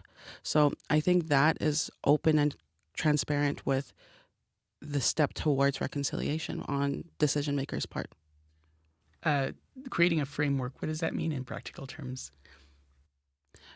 So a framework, UNDRIP, the United Declaration of... It's a mouthful. I can't really remember. It's the UN Declaration on the Rights of Indigenous Peoples. Yeah. Thank you. Yes. That is basically a blueprint of what Indigenous peoples wanted to see. So a framework is basically developing the jargon, the this is how the blueprint is there. Mhm. So now the framework is like, this is how it's done. This is the action part. That must be hard. I mean, because even in the way that we say it out loud, it does sound very jargony, right? How do you transform or create a space where you're able to, and for good reason, these are jargons, but for good reason. How do you make the jargon up here into something that's real so that when someone walks into the museum, it makes sense for them? It's a big question, I know. It is a big question, but also I feel like when protocols are recognized and in place and procedures are in place, then that's like the respect and the intent of how you interact with people and the history and the knowledge. So I think having that respect and that good way, that the way you see it and the way you speak about it, and also having that like, I don't know about this. Let me help you. So I think just being that willing to help. Ceremony has been a big part of your life. Yes, ceremony. How do you think having that kind of context might help in this job? That helped me develop a community-based mindset and just be willing to help, ready to help. It really helped. What really put it in perspective for me was I was really, when my grandpa passed, I was really upset and I couldn't go be there for him because I was at home getting the food prepared, and I was like, I wanted to be there for my family and them, but my brother put in perspective for me and said, you're feeding the people, you're feeding the community. Grandpa would have been proud. This is part of ceremony. So just taking that sacrifice and humbling yourself and like doing the work of, let's say, just feeding people. I think that's very puts in perspective for community mindset. I know one of the things you would also like to be part of is repatriation. Yes, I figured out that word, what that meant when I started at the museum. Yeah. So what does it mean for you? The act of processing of repatriation is like bringing home items. So that is a big part and I'm just learning about it now. So what I want to do is handle with care and also be mindful, because a lot of sacrifices were made for me to be here by my ancestors and my grandparents, so it's hard not to think about them. So I think just being mindful of the ancestors that made the sacrifices for me to be here and for the work to be done like this. What do you hope your grandpa would say about the work that you're doing now? Oh, I could just hear him in his deep voice. Oh, that's hard work, Tabitha, but you're gonna do good. You're making your ancestors proud. Thank you for coming in today. It's nice to meet you. Thank you, Miigwech. Nice to meet you. Tabitha Harper is the new museum advisor on Indigenous Relations and Reconciliation at the Manitoba Museum. On the topics that matter, your voice should be heard. I'm really concerned. And I'm not really happy about that. Radio Noon is where you can voice your take. I'm Janet Stewart. From 12:30 to 1 p.m., Radio Noon opens the phone lines on one important topic. It just brings everyone together. Radio Noon's call-in segment, 204-780-0893. We want to hear from you, weekdays on CBC. Fans of the CBC television series Sort of will have already heard the new song from Vivek Shreya. It's because it was featured in the acclaimed show's soundtrack second season, and it even captured a Canadian Screen Award for Best Original Music. Vivek has released that song as a single. This one's called Solace.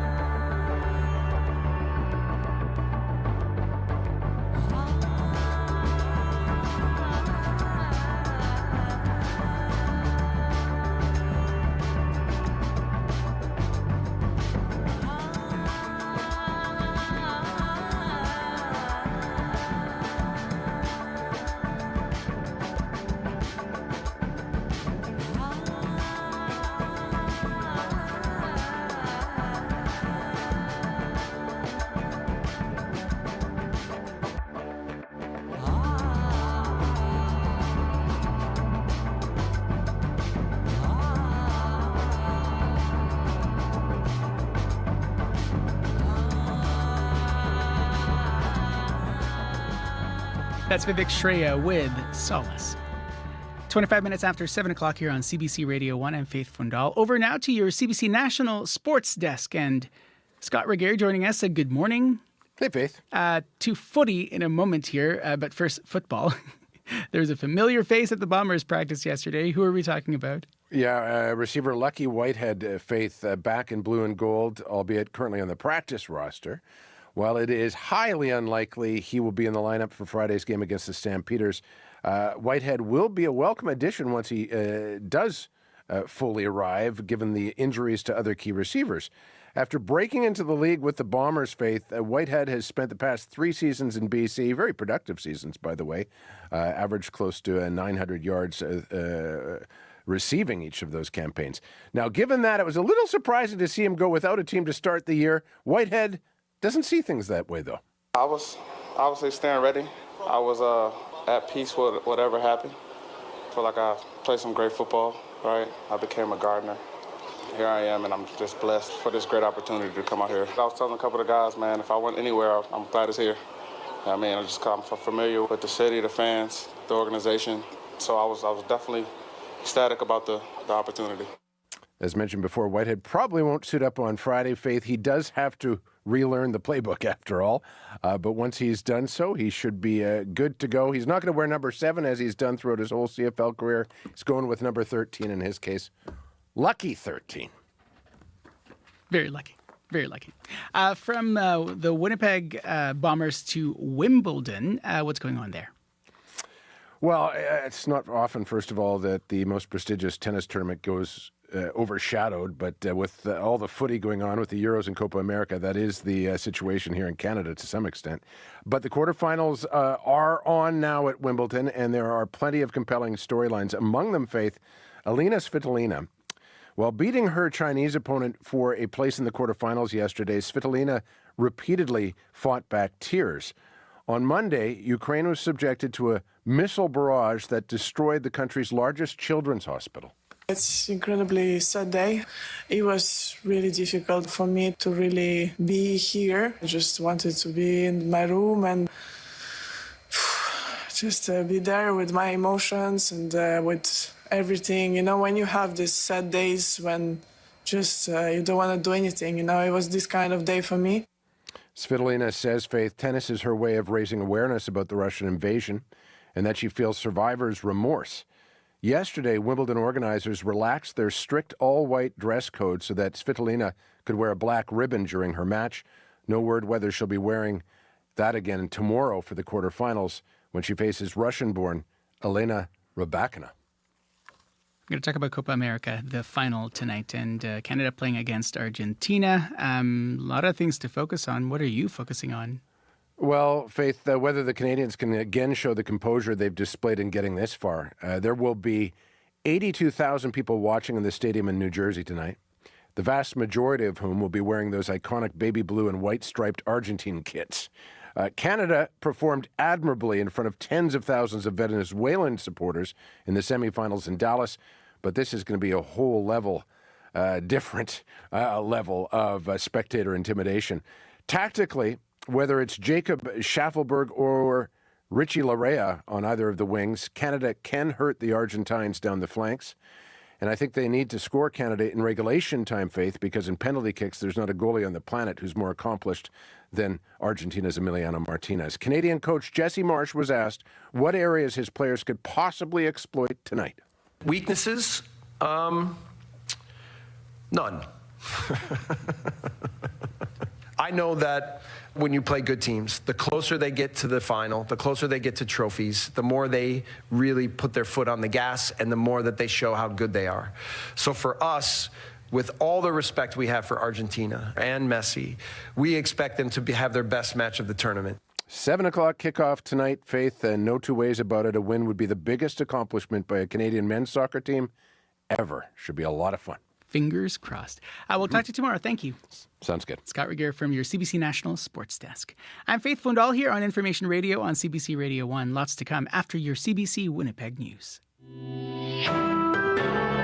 This is CBC News. Good morning. I'm Heather Wells in Winnipeg. At 7:30, it is a gorgeous morning, sunny and 20 in downtown Winnipeg as we inch our way closer to 30. Today's high is 28. The humidex will make it feel like 32. And again, we have a chance of showers late today. We do hit 30 tomorrow. A Headingley woman is speaking out after her cataract surgery was postponed. Anne Bowman has been waiting more than 2 years for that procedure. She was supposed to have it done this month. Then she got a call from her doctor telling her it wasn't happening and she'd have to wait another 6 months. Piping mad. I don't get that mad anymore these days. At 72, I've learned to sort of moderate my feelings, but I'm piping mad right now. Bowman says her ophthalmologist told her it was postponed because the province didn't renew its contract with Vision Group. It is a private surgical facility that had been contracted to do thousands of publicly funded cataract surgeries. A spokesperson for the health minister says they are committed to finding new dates for all postponed surgeries. Mounties in Manitoba say they will announce dozens of charges this morning following an investigation into child exploitation and human trafficking. RCMP say its Internet Child Exploitation Unit has arrested 7 people and laid 65 charges. The investigation appears to focus on Portage-la-Prairie. RCMP officers stationed in Winnipeg and in Portage are slated to speak at a news conference at 11 this morning at D Division headquarters in Winnipeg. The mayor of Portage-la-Prairie will also be on hand. Nurses working for Shared Health now have a new collective agreement. The Manitoba Nurses Union says members who work for Shared Health, including those at the Health Sciences Centre, voted 77% in favour. This comes nearly 2 months after nurses in 5 regional health authorities ratified a contract, but those at Shared Health rejected it. MNU President Darlene Jackson says the union and Shared Health went back to the table. We went back to the employers and were told very clearly that there was no more money, the mandate had been utilized, and that we could only talk about non-monetary issues. So with that in mind, we met several times with the employers, and we did talk about non-monetary issues. Those issues include having a letter of understanding on nurse-patient ratios and safety in healthcare facilities. Shared Health says the new agreement reflects efforts to improve workplace culture for nurses. A Winnipeg officer has pleaded guilty to a traffic violation after causing a crash when he ran a red light without making sure the intersection was clear. Constable Landon Ramage was fined $174 for failing to drive with due regard to safety. Court heard the officer ran the red while following a vehicle driving erratically in April of 2023. He ended up crashing into a vehicle that had the green light. The driver of the hit vehicle suffered a broken finger and a knee injury. Ramage was charged in October after an investigation by the police watchdog. Another charge he faced for failing to use a siren was stayed. Thousands of Ticketmaster users may have had their data compromised. Ticketmaster says it discovered a security breach on one of its databases between April 2nd and May 18th. A few days later, the company learned some customers' personal information may have been compromised, including emails, phone numbers, encrypted credit card information. Ticketmaster says it is reaching out to affected customers by email or by mail and is offering credit monitoring services to customers in Canada. You can hear the latest national and international news coming up on World Report at 8. Elevated levels of E. coli have been detected in some beaches along Lake Winnipeg. The province has in fact closed Albert Beach temporarily because of unsafe levels of the bacteria in the water. Lise Barassa co-owns Safi's General Store in Albert Beach. It has an overall effect, for everybody that is trying to earn a living here, who owns cottages, who wants to enjoy the water. And, something needs to happen so that this stops happening. Elevated E. coli levels have also been detected at Sunset, Hillside, and West Grand beaches. Advisory signs have been posted at those beaches. Experts say, particularly with large lakes, E. coli contamination often comes from birds and animals. And a Canada-wide recall has been announced for a number of vegan milk products. The Canadian Food Inspection Agency says Danone Canada is recalling Silk and Great Value brand plant-based refrigerated beverages because of possible listeria contamination. The recall applies to Silk brand cartons of almond milk, coconut milk, and oat milk. It also covers Great Value brand almond milk. Most of the recalled products have a best before date of October 4th. You can find the latest news updated throughout the day at cbc.ca/Manitoba. All right, thanks very much. You're welcome. That's Heather Wells from your CBC Winnipeg local news desk. I'm Faith Fundal at 35 and a half minutes after 7 o'clock. I'm sitting in for Marcy Marcusa. Abby Adeyemi has been following the weather. Good morning. Good morning once again. 20 degrees in the city. We're expecting a sunny condition in the city, which will be transitioning to a mix of sun and clouds by the afternoon period, bringing a chance of showers and thunderstorm, and we will warm up to 28 degrees, though it's going to feel hotter than that due to the humidity. And for tonight, partly cloudy conditions will stay with us. That slight chance of showers still in the forecast and thunderstorms overnight. Heading west to Brandon, 15 degrees and mainly clear today. We'll see sunny conditions becoming a mix of sun and clouds. A slight chance of showers late in the afternoon and then some thunderstorms to go with that. Highs around 26, though it's going to feel hotter. North in Thompson, it is currently 16 degrees and cloudy. Expect this mainly cloudy conditions to stay with you with a chance of showers. That will be clearing by the noon period, and the highs will be near 25. Further north in Churchill, currently 11 and mostly sunny. This mostly sunny conditions is going to stay with you for most of the day. We'll see highs of 22, and then for the evening period, it's going to get partly cloudy with a gentle breeze from the south. Down in Dauphin, 17 currently and sunny. Sunny morning, you will be seeing then a transition to a mix of sun and clouds by the afternoon period. Chance of showers and thunderstorm, highs of 26. Gimli, 18 and sunny. Today for the Interlake region, sunny morning, a mix of sun and clouds later by the afternoon period. A chance of showers and highs would get to 28. Steinbach is sitting at 18 and sunny also. Expect the sunny skies to turn into a mix of sun and clouds later in the afternoon with a chance of afternoon showers and thunderstorm, highs 28. Finally, Morris, 15 degrees and sunny at the moment. Today in the Pembina Valley region, it's going to be a mix of sun and clouds later with a slim chance of showers and thunderstorm, highs around 28. Once again, Winnipeg, 18 degrees. It's going to be another really warm day. The forecast for today says we'll enjoy some sunshine, then the clouds will roll in the afternoon period. A slight chance of showers and maybe thunderstorm, hazy again and hot, and we'll get to a high of 28, but it's going to feel like 32.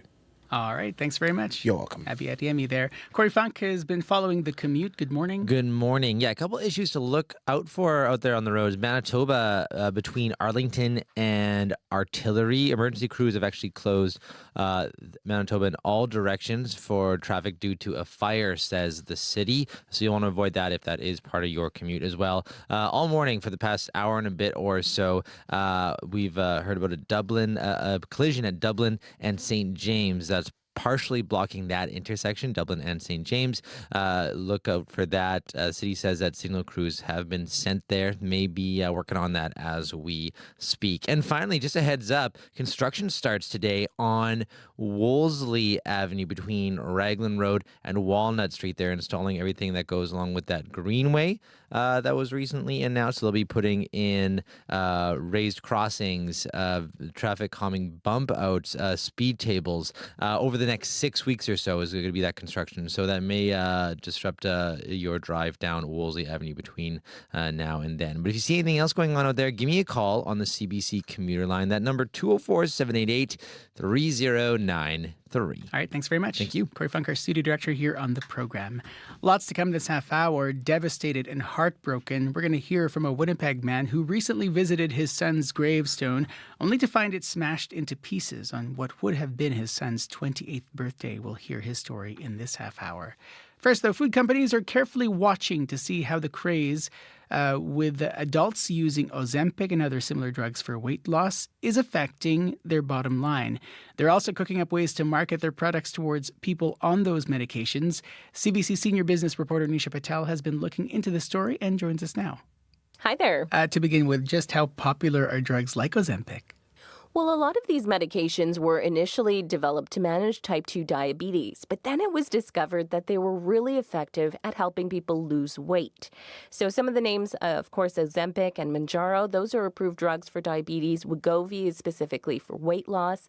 And despite the risks of rare but really severe side effects from stomach paralysis to blindness, prescriptions over the past few years have soared. In Canada, more than 1 million patients are now taking these drugs. In the U.S., it may be as many as 15 million, and those numbers are expected to grow even more going forward. What do we know about how exactly they work? Well, they mimic a hormone that occurs naturally, which gives your brain the feeling of being satisfied or full. So if you're a patient taking them, it suppresses your appetite, reduces your cravings. That's really a game changer when it comes to losing weight. I talked to Reagan Sather. She started taking Ozempic 2 years ago. Take a listen to her experience. My desire for food completely changed. So I was probably eating a quarter of what I would normally eat. It completely eliminated any snacking. So she told me she stopped eating popcorn every night after dinner. She eats a whole lot less. And she says it's really changed the way she shops for groceries now, too. So something that has really impacted her life. What do we know about what sort of dent this is making in food companies' profits then? A lot of it is anecdotal, like hearing stories like that, but it will take some time to know exactly how much. It is noticeable, though. I spoke to one food industry analyst who said there has been an overall decrease in food consumption by people taking these drugs, and that's very different from kind of the fad diets like Atkins or other food trends, because this is people actually eating less, not just eating differently. Walmart is monitoring, and they say customers who have Ozempic prescriptions filled at their pharmacies, they are spending less on groceries. They track that kind of data. And so there is a lot of talk about whether consumers will buy things like fewer salty snacks and sugary drinks and how that'll all play out. I imagine food companies are taking notice with all of this. What do you make of what they're trying to do to adapt? I think talk about Ozempic is filling up boardrooms across the continent. Coca-Cola says it will double down on high-protein milk and sparkling water, of course, very different from its usual fare. Danone will boost investment in yogurts and nutritional drinks. Nestle, a very big food company, plans to launch a line of portion-controlled frozen food that is marketed directly to people who use these kinds of medications. GNC, the vitamin store, is adding a section to target patients with protein shakes and supplements. So I think you're going to see a lot more of this kind of advertising around these medications going forward. What about health professionals? What are they saying about all of these new products and that adapting to the market? Yeah, I talked to one dietitian who says that when you're using drugs like Ozempic, it can be easy to miss calories because you're not eating as much, so maybe not getting enough protein and fiber. So you do have to pay attention to what you eat. And while prepared options like ready-made shakes or frozen food may be convenient, they say you don't really need it, and try, home cooking is what they most often recommend for weight loss. It's not unusual for companies to try and profit off of a trend that if they see an opportunity or a gap in the market. But I think consumers should really keep in mind that companies are not medical experts, and they are trying to sell a product and sort of factor that in as they're out doing their grocery shopping. It's always good to have you in the program. Thanks, Nisha, and take good care. Thank you.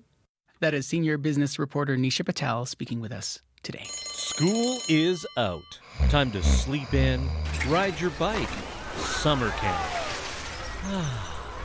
Remember that feeling? Fort White Alive wants to bring it back with The Great Escape, a one-night adult summer camp. Hike the trails, hop in a canoe, and play all kinds of games at CBC's tent. Plus, a dance party hosted by DJ K. Chetta and your choice of adult bevy. The Great Escape, July 25th at Fort White Alive. Proudly sponsored by CBC. Coming up to 15 minutes before 8 o'clock here on CBC Radio 1. Corey Funk is back for an update on your commute. Yeah, just got a call from Kirsty, who gave us an update on Dublin and St. James. That collision is now cleared. Things are smooth sailing through there. The lights are working. So should be pretty straightforward going through there. Did get a call from Margaret as well, though, who said that on Sherbrooke, there's a fire truck blocking the far left 2 lanes just past Sarah. So stay right. It may disrupt your commute there this morning. But if you see anything else out there, if you're walking, biking, driving, you have any updates for me, give me a call. Be like Margaret, be like Kirsty. 204-788-3093. All right, thanks very much. Thank you. Corey Funker, studio director here on the program. I'm Faith Fundal.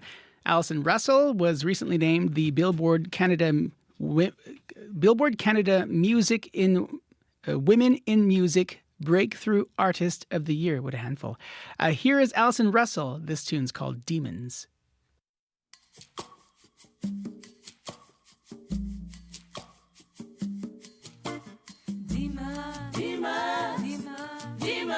Coming up from behind. Demons, and they're on my life. Demons, surely can't ride 'em. Oh, turn around, look 'em in the face. They don't like how sunlight tastes. No, no, no, no, no, no, no. Standing on the corner, waiting on the school bus. She said, I have such bad luck. I got the bad hair and the bad skin. I just could not understand it. Demons, coming up from behind. Demons, and they're all my life.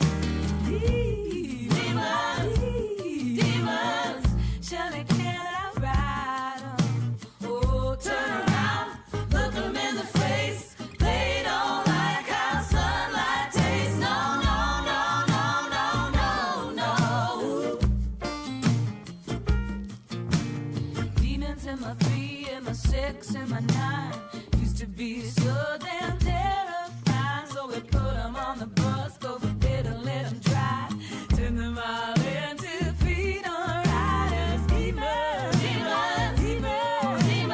coming up from behind. Demons, and they're all my life. Demons, surely can I ride 'em?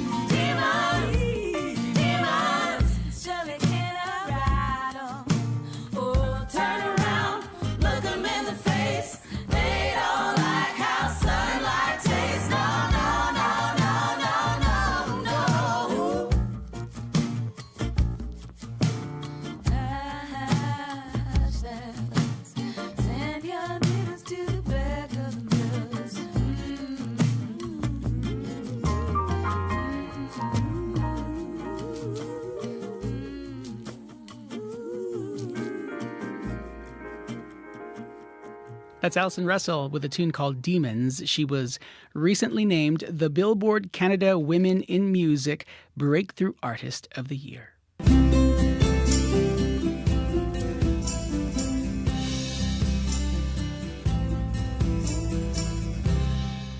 20 degrees at the Forks this hour. We are expecting a temperature high of 28 degrees with a humidex that's going to feel like 32.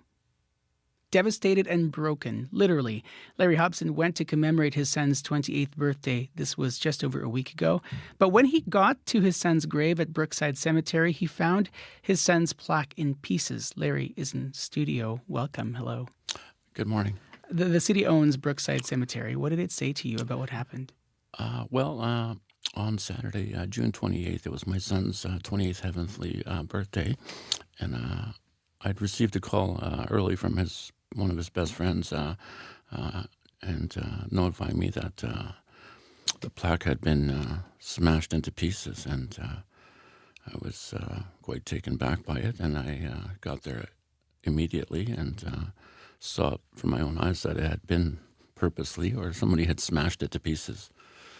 And obviously I wasn't too happy about it. It was a tough day, and so I did attend to their office, and unfortunately it was a long weekend and there was no staff available, so I did leave a voice message stating my concerns, and somebody did return my call. What was that phone conversation like? Well, it was a voice. The person that did call me back was Matthew Stevens, the manager or whomever his title is over at the Brookside Cemetery.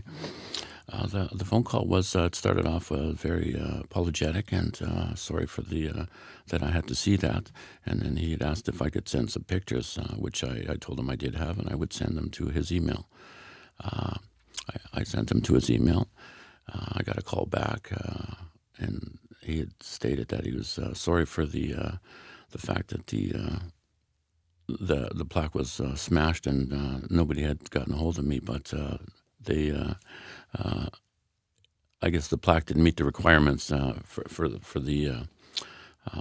Brookside Cemetery. It has to be a certain size and and I had one made and had installed it myself because the cost for the one that they wanted was an installation was about $1,600, and I got one made from another wonderful place, and was much cheaper, so I installed it. And so when you're having this conversation and you were told that the plaque that you purchased and you installed yourself wasn't up to what their standard was, what did you think they were trying to say after they were telling you that? Well, initially they were very apologetic, but after they saw the pictures, they changed their tunes, and Matthew was obviously very unsympathetic, very unempathetic during our phone call, and I was left with a thought that, they weren't responsible and they weren't going to do anything about it, and then I had asked about why it was still laying in pieces and why had nobody picked it up. And unfortunately, and then he stated that the maintenance person was the man I needed to be speaking with, and he was on holidays until yesterday, July the 9th. When you bought this marker, were you and the manufacturer aware of these requirements? Not really, because it's not really stated anywhere. I mean, that where you can go and say, this is the size, this is what it needs to be. I had a granite, a very solid plaque made at a very lower cost than say $1,500-$1,600 they wanted, and so I took it upon myself to install it with a friend who'd helped me, who was a carpenter, and we'd put it in there, and it was fine there. I'd installed it there a couple years ago, and it was fine up until June 29th of this year, and I'd been there many times. Obviously to clean the area up and my kids to visit. It's just something that we can acknowledge my son's here. There's a plaque of some sort, because their plaques that they want people to make and to have are quite pricey. Who do you think is responsible for this? Well, I think to some degree the city, this Brookside Cemetery is somewhat responsible for the way they conducted. After the fact that it was smashed and broken, there was nobody tried to reach out. There was no attempt made to get a hold of our family, and or of any sort. And then after we brought it to their attention, well, they've kind of passed it on to the maintenance guy, and ironically, the maintenance person did call me yesterday, and it was the first positive phone call that I got. What made it a positive phone call? Well, it was Jansen O'Donnell, the manager, the maintenance manager. He had just been back on holidays. He had just heard of this, and he was very apologetic. He was very empathetic. He was sympathetic. He was respectful. All of the things that weren't there in the first call.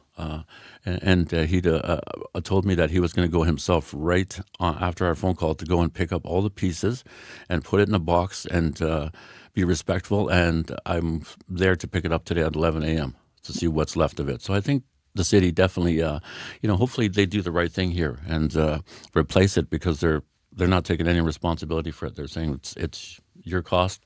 It's kind of like, too bad it's your fault. And, to some degree, I might, agree with it to a certain extent, but the way that it was handled was just, it was painful. It was painful. And my family, my kids, I had to tell them something had happened. There was an accident, and that it wasn't, smashed deliberately, because they were pretty upset about it, because it's a very important day for us and our family. Larry, thanks for coming in. I appreciate it. Thank you very much for allowing me to share this story.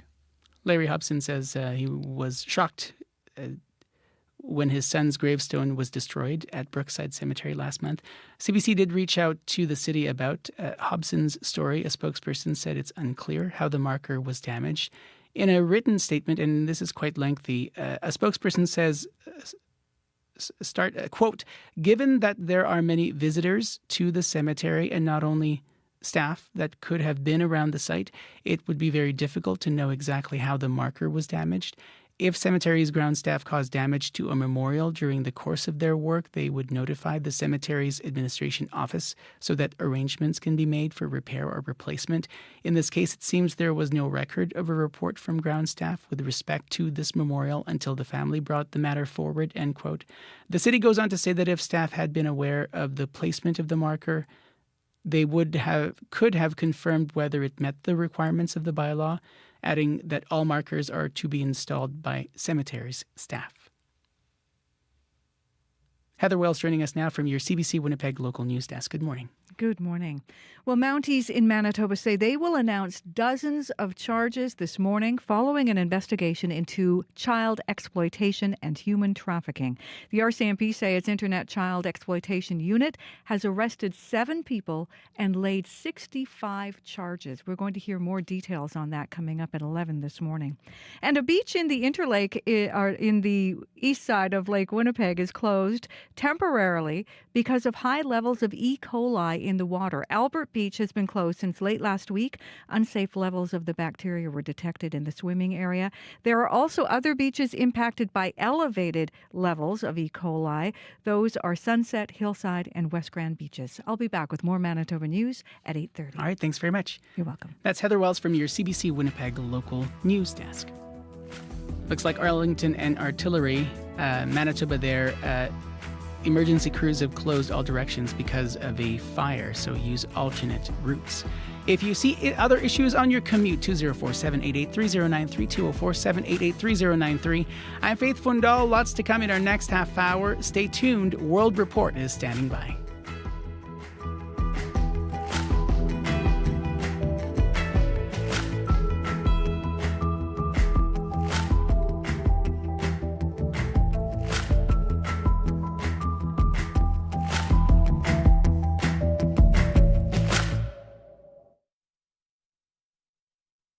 On Cue with Tom Power. Darius Rucker came to fame as the lead singer of the college rock band Hootie and the Blowfish. Fun fact, he's not Hootie. Just one of the things you learn when you talk to Darius Rucker, like how he feels about his song Wagon Wheel being banned, and why he thinks Bob Dylan should be grateful to him. That's coming up on Cue, followed by Commotion with Elamine Abdel Mahmoud on CBC Radio 1, the CBC Listen app, and everywhere you get your podcasts. The CBC News is next. Coming up in half an hour, it's The Current. I'm Mark Kelly. Christopher Morales Williams is set to be Canada's next big track star. But after training by himself as a teen during the pandemic, he's now found ways for running to bring him joy. That's coming up on The Current. This is World Report. Good morning. I'm Marcia Young. Russian President Vladimir Putin is expanding his influence outside the Western world. Since his re-election in May, he has met with leaders of China, North Korea, Hungary, and now Putin is hosting India's Prime Minister, Narendra Modi, in Moscow. Officials say these talks are about trade, but as Briar Stewart tells us, Modi will be raising another issue. Dozens of Indian nationals have reportedly been tricked into fighting for Russia in Ukraine. We last spoke with my brother in December 31st. Inside his apartment in Hyderabad, India, Mohammed Imran looks at photos of his younger brother, Mohammed Asfan, on his phone. He tells CBC that the 30-year-old father of two moved to Moscow last fall. His brother says he thought he was going to work as a security guard, but instead he was sent to fight in Ukraine. We try our best to find him, but unfortunately we got his dead body. Asfan is one of at least 4 Indian citizens who've died while fighting for Russia. So obviously it is a thorn in the bilateral relationship to have this point of contention over these Indian nationals who've died on the battlefield. Chirich Bashbe is a senior research fellow in the Asia-Pacific program at Chatham House. He says India, which has a long-standing relationship with Russia, has taken what it sees as a pragmatic position on the war in Ukraine.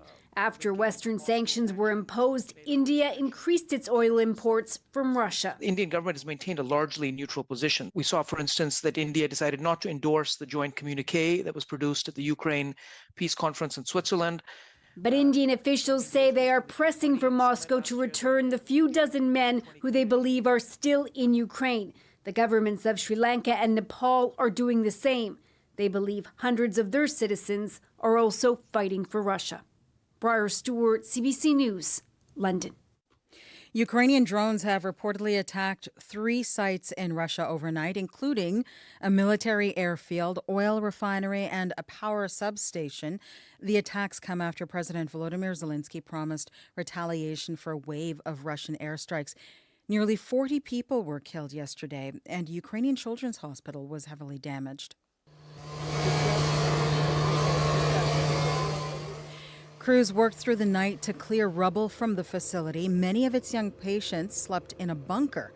The attack yesterday drew international condemnation, but Russia is denying it's responsible for the hospital's destruction.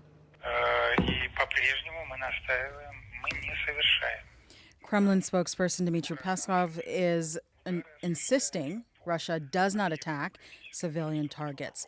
He says the hospital was destroyed by Ukrainian anti-missile fire. The head of the United Nations Human Rights Monitoring Mission in Ukraine refutes that. She says video analysis shows a Russian rocket most likely hit the hospital. U.S. President Joe Biden is hosting NATO leaders in Washington today. The summit marks the alliance's 75th anniversary, but it is Biden's age that will be top of mind as those around him continue to question his fitness to run again. The CBC's Richard Madden joins me now from Washington. And Richard, it appears as if not everyone is questioning Biden's ability to run an effective campaign. What can you tell us? Yeah, well, we've seen for the past few days President Biden aggressively trying to shore up his base and really put a cork on the growing dissent from within about his leadership. So last night, he met privately with the influential Congressional Black Caucus, reportedly telling them, "You've had my back, and I'll continue to have yours." Now, the endorsement of the 60-member Black Caucus is critical for Biden. They helped Biden win the party's leadership back in 2020, and it appears they'll rally behind him again. Congressman Stephen Hursford saying his constituents do too. They're more concerned about their own performance and not the performance of any presidential candidate in the last debate. Clearly, this president is fit to serve. So that is a relief for Biden as he continues his outreach later today. Congressional Democrats are set to hold a planned meeting on Capitol Hill, and many have voiced anxiety about Biden's leadership, his age, and fitness for office. The president is hoping to convince them and American voters he still has his fastball and can serve another 4 years. And Richard, there are questions about Biden's health after several visits by a specialist.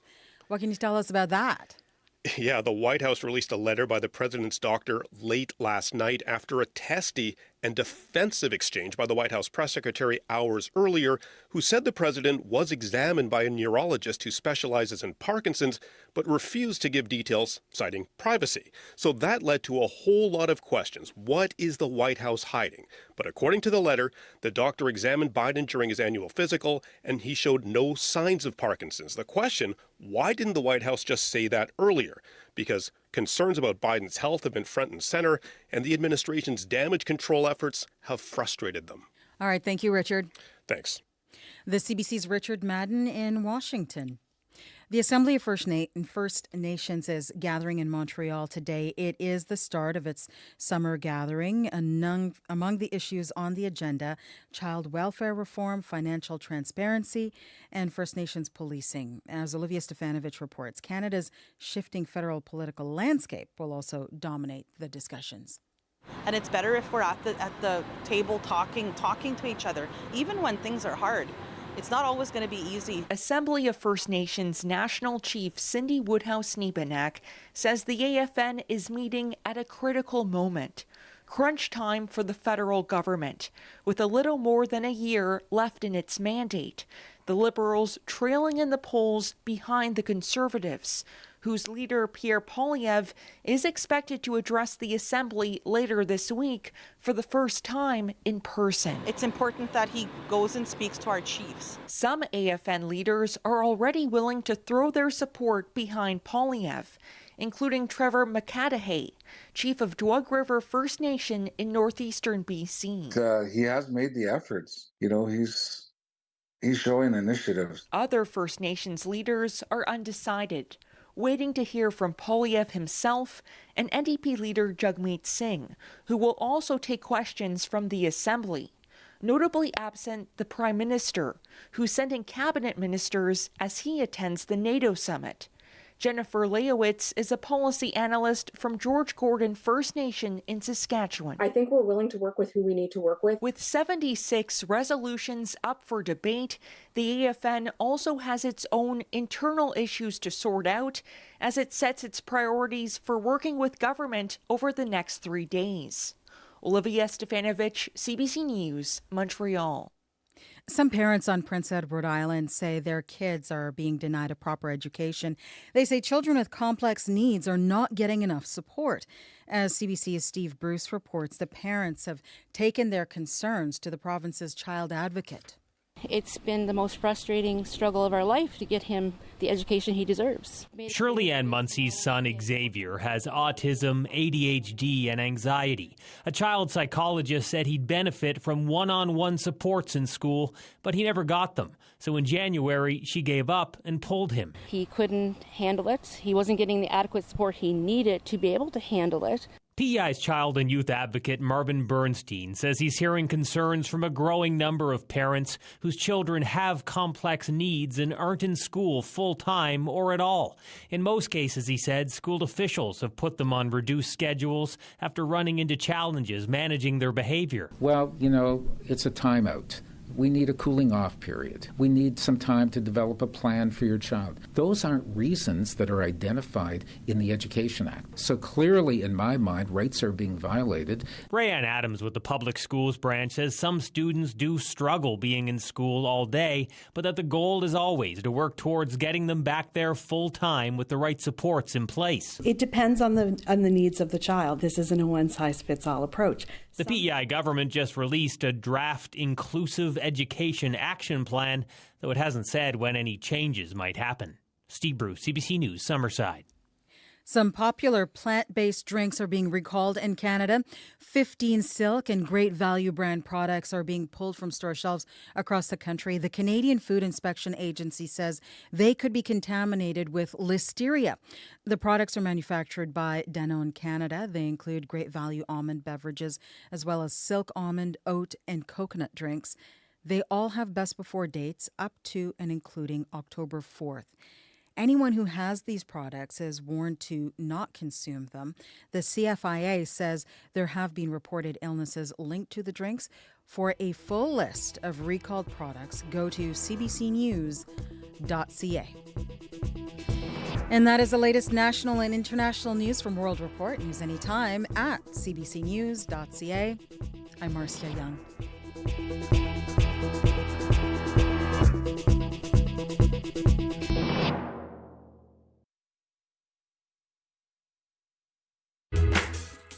Magandang umaga. Good morning, Manitoba. Faith Fundal here in Studio 15 at Portage & Spence.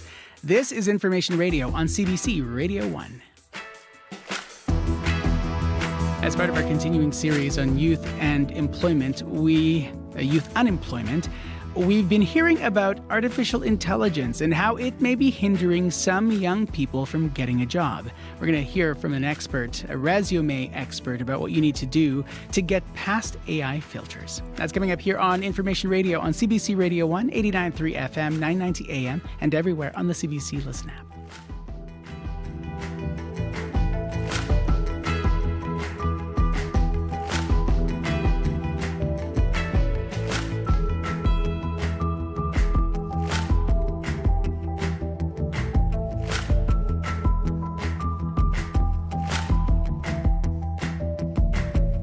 Eleven minutes after 8 o'clock and to your CBC Winnipeg local news desk. Heather Wells joining us. Good morning. Good morning. A Headingley woman says she is piping mad after her cataract surgery was postponed. Anne Bowman's been waiting more than 2 years. She was supposed to have it done this month, but then got a call from her doctor telling her it was going to have to wait another 6 months. Bowman says her ophthalmologist told her it was postponed because the province hadn't renewed its contract with Vision Group. We're going to hear from the health minister coming up. And nurses working for Shared Health have a new collective agreement. The Manitoba Nurses Union says members who work for Shared Health, including those at the Health Sciences Centre, voted 77% in favour. It comes nearly 2 months after nurses in 5 regional health authorities ratified an earlier contract. I'll be back with more Manitoba news at 8:30. All right, thanks very much. You're welcome. Heather Wells from your CBC Winnipeg local news desk. Abby Adeyemi has a look at your weather forecast. Good morning. Good morning. We have warmed up to 22 in the city. It's going to be a sunny start for us, followed by a mix of sun and clouds with a chance of showers late in the afternoon. There's a risk of thunderstorm to go with that. Will be coming later in the day. Expect some hazy conditions. We will get to a high of 28, though it's going to feel hotter than that. Tonight, partly cloudy, a slight chance of showers still staying with us, and then that would clear up later, though there's a risk of thunderstorm in the evening and would cool to 17. Other parts of the province, Thompson at 16, Churchill at 12, all the way down south from Brandon to Morris, we're seeing 18s all the way to 21 for Gimli. All right, thanks very much. You're welcome. It's Abby Adeyemi here with the weather. Corey Funk is our studio director. Good morning. Good morning. Yes, construction has begun on the Norwood Bridge this morning. It's already causing pretty big backups. That construction is actually expected to last until September. It's going both north and southbound, and at this point, in the terms of the lanes that are closed, it's going both ways. It seems to be kind of the far right lanes going both ways, so keep left. Got a call from Dawn who says at least going southbound, it's backed up all the way to Assiniboine right now if you're trying to get over the Norwood Bridge. So really, really slow going. But I guess there's not too many other ways to cross the river near downtown. So might need to exercise some patience if that's part of your commute. As well, I heard from Margaret that there's a fire truck blocking the far left lane. This was about 20 minutes ago. May still be there, may not. On Sherbrooke, just past Sarah. So keep right to get around that. May be causing some disruptions to your commute. And just a reminder to folks that today is also the first day of construction along Wolseley Avenue. They're going to be constructing a new greenway along there from Raglan all the way to Walnut. So they're going to be putting in speed bumps and raised crosswalks, things like that over the next 6 weeks or so. So you may see some disruptions if you're walking, biking, or driving down Wolseley Avenue in the next 6 weeks. If you see anything else going on out there, give me a call on the CBC commuter line. I'll let folks know what you're seeing. That number 204-788-3093.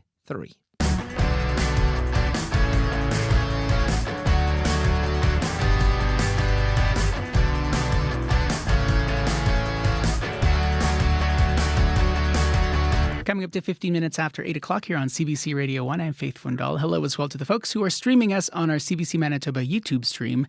Brad Lillies is our streaming producer. AI can be a helpful tool for employers, and while there are many benefits, there are also some problems.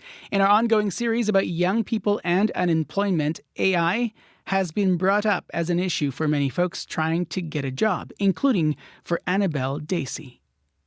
One of the things that AI can't, I think it's a really important thing about job is just a person's personality in general.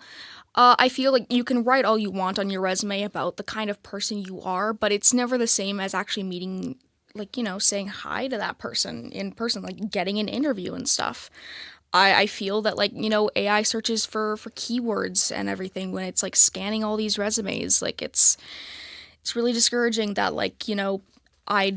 I'm more than capable of working, and I'm a nice person. I'm not mean or anything. I wouldn't. But the fact that I'm putting in all this effort and I might get missed because of a keyword or something, and people can't tell the kind of person I am. So how do you get past those pesky bots? Tori McNally is Vice President of HR Services for Legacy Bose in Winnipeg, joining us now. Good morning. Good morning. Statistics Canada says the youth unemployment rate is the highest it's ever been in Canada since 2016, excluding pandemic years. What is your reaction? I just think it's so frustrating because those years of coming out of high school and university and getting that first job really helps young people to get moving on their career. And so to hear that the unemployment rate is high just means that there's a lot of discouraged young people out there and the world isn't flowing out like they hoped it had been. Is it surprising? I mean, I think that there is I think there's a mismatch between the jobs that people, the jobs that are available and the jobs that people want. So it probably is not that surprising, but I think, we just have to, people have to realize that they need to have certain skills and maybe change direction for a few years to get a job opening. It's interesting, during our noon phone call-in, we sort of talked about how what you're describing there is a labor shortage, but also unemployment rates are high, particularly with younger folks. We've heard from folks talking about how they think AI is impacting their ability to get their resume noticed. Is it common for companies to use AI to screen for applicants? Yeah. So, years ago, the internet made it really easy for individuals to apply for jobs. And what that meant on the employer end was that they were getting sometimes 1,000 resumes for a single job posting. And so technology had to kick in to fix it. And what it made were these AI bots. And so they scan resumes and look for a match between the job posting and the resume, and they screen out ones that they believe aren't a fit. So when you think about creating resumes that you would not want an AI algorithm to sort of throw away, how do you successfully create a resume that AI will think is worth putting in the pile? Absolutely. So you do have to play the system a little bit. So be honest and don't exaggerate your skill set. But, having it be a plain text Word document is really important. AI bots struggle with PDFs sometimes because it reads like a photograph. So being able to have them really be able to just have clear headers and be able to scan easily. So that means, removing all of the fancy columns down the left-hand side or anything like that. You really just want it to be really simple for the bot to read. You essentially want it to be logical, essentially.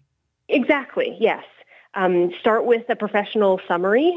So you can throw in a little bit about your personality and things in there, but make sure that you are looking at the job posting and then looking at your resume and making sure that those keywords are reflected in your resume, because it is crawling and searching for the words that are in the job posting. So it's not like they're hiding or trying to they're not trying to screen people out. They want people to match the posting. So if you spend the time and maybe submit less resumes across the board. So maybe you're not applying to 50 places, maybe you're only applying to 5 or 10, but you're really taking the time with those 10 to make sure that you're really responding and matching the qualifications that the employer is looking for. Are there folks that have other skills that they may not think of adding to their resumes, but what have you noticed in your work?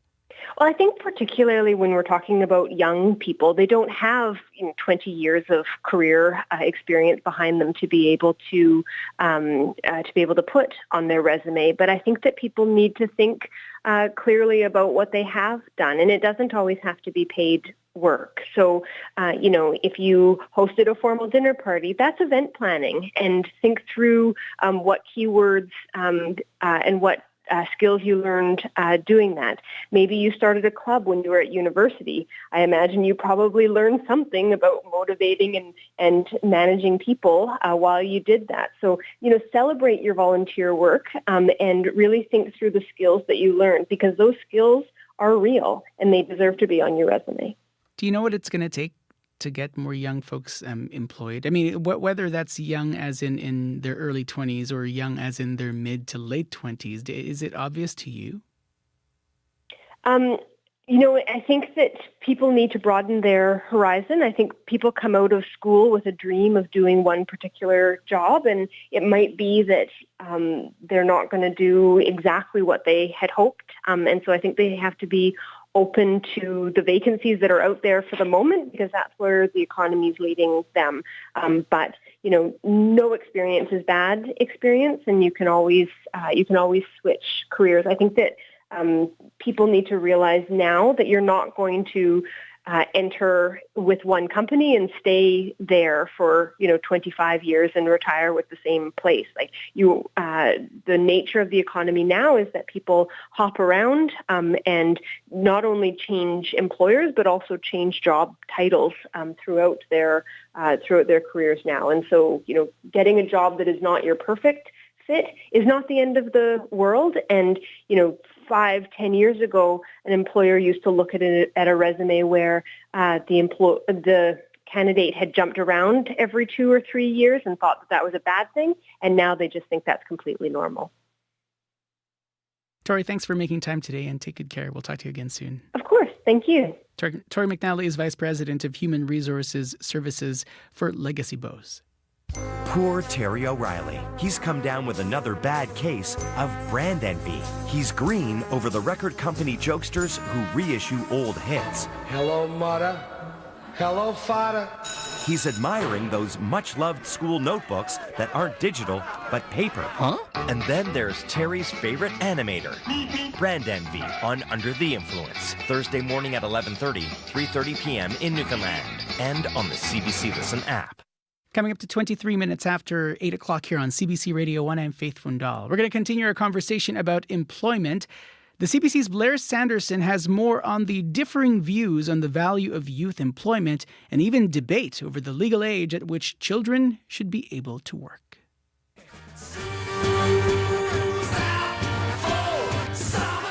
It's the end of the school year, and for many students, this comes with the promise of fun and relaxation over the next couple of months.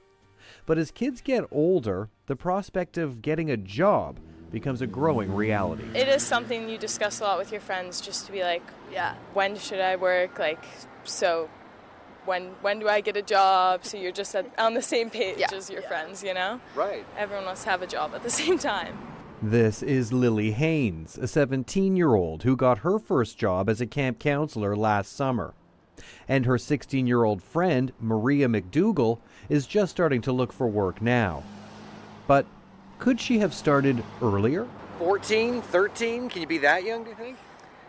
I feel like that's a little young. I'm just hanging out with my friends, I feel like, when I'm that age. Right. That's young. But it's not too young for some. Should 13-year-olds be allowed to work in the province? The Saskatchewan Chamber of Commerce says yes. The business group is pitching solutions to the labor shortage. Right now in Saskatchewan, the legal minimum working age is 14, and that's with parental consent. And these age restrictions vary from province to province, and the type of work matters a lot. In BC, the province increased its legal working age to 16 just 3 years ago. But there are exceptions for family businesses and jobs like assistant coach or assistant camp counselor, in which case you can be as young as 12. We have, when we turn out our horses, they go out. Horses poop everywhere. Here at this horse barn in Halifax, Bria Langell started working at the age of 14, mostly as a stable hand, doing chores like cleaning the horse stalls. She says the experience was much more than just menial tasks. Yeah, I thought it was really great because it got you used to being super punctual with everything and communication because you're talking to a lot of different people. We have a lot of people who work here. And so it's a great way to just kind of get used to working, and then if we're getting a hay delivery come in, you have to be able to coordinate with other people. And long before she started working here, Langell trained on horses as a child, meaning she was already comfortable in her environment. It's a good way to ease into the job market, according to Janine Hubbard. She's a clinical psychologist who often works with families with young teens. That is a vulnerable group who don't necessarily know what the rules are, and we do want to take care of them. But that age, like 14 or so, it's a really tricky limbo time. Hubbard says teens contemplating employment should have the self-confidence to ask questions of their managers, particularly around safety, and to know they can refuse work if they're not comfortable doing it, either because it feels unsafe or if they suspect they're being taken advantage of. These are big life skills, and that's just the start. Even basic things like, no, you can't look at your phone when you're at work. It sounds silly to point out, but we have a lot of kids who haven't yet learned some of those maturity skills. Hubbard says it's also important to remember that all teens are not alike, and different families may have different priorities. And it can be the case that if during the school year a teen is going full out with lots of academics and extracurriculars, it might be okay to just take a break for the summer.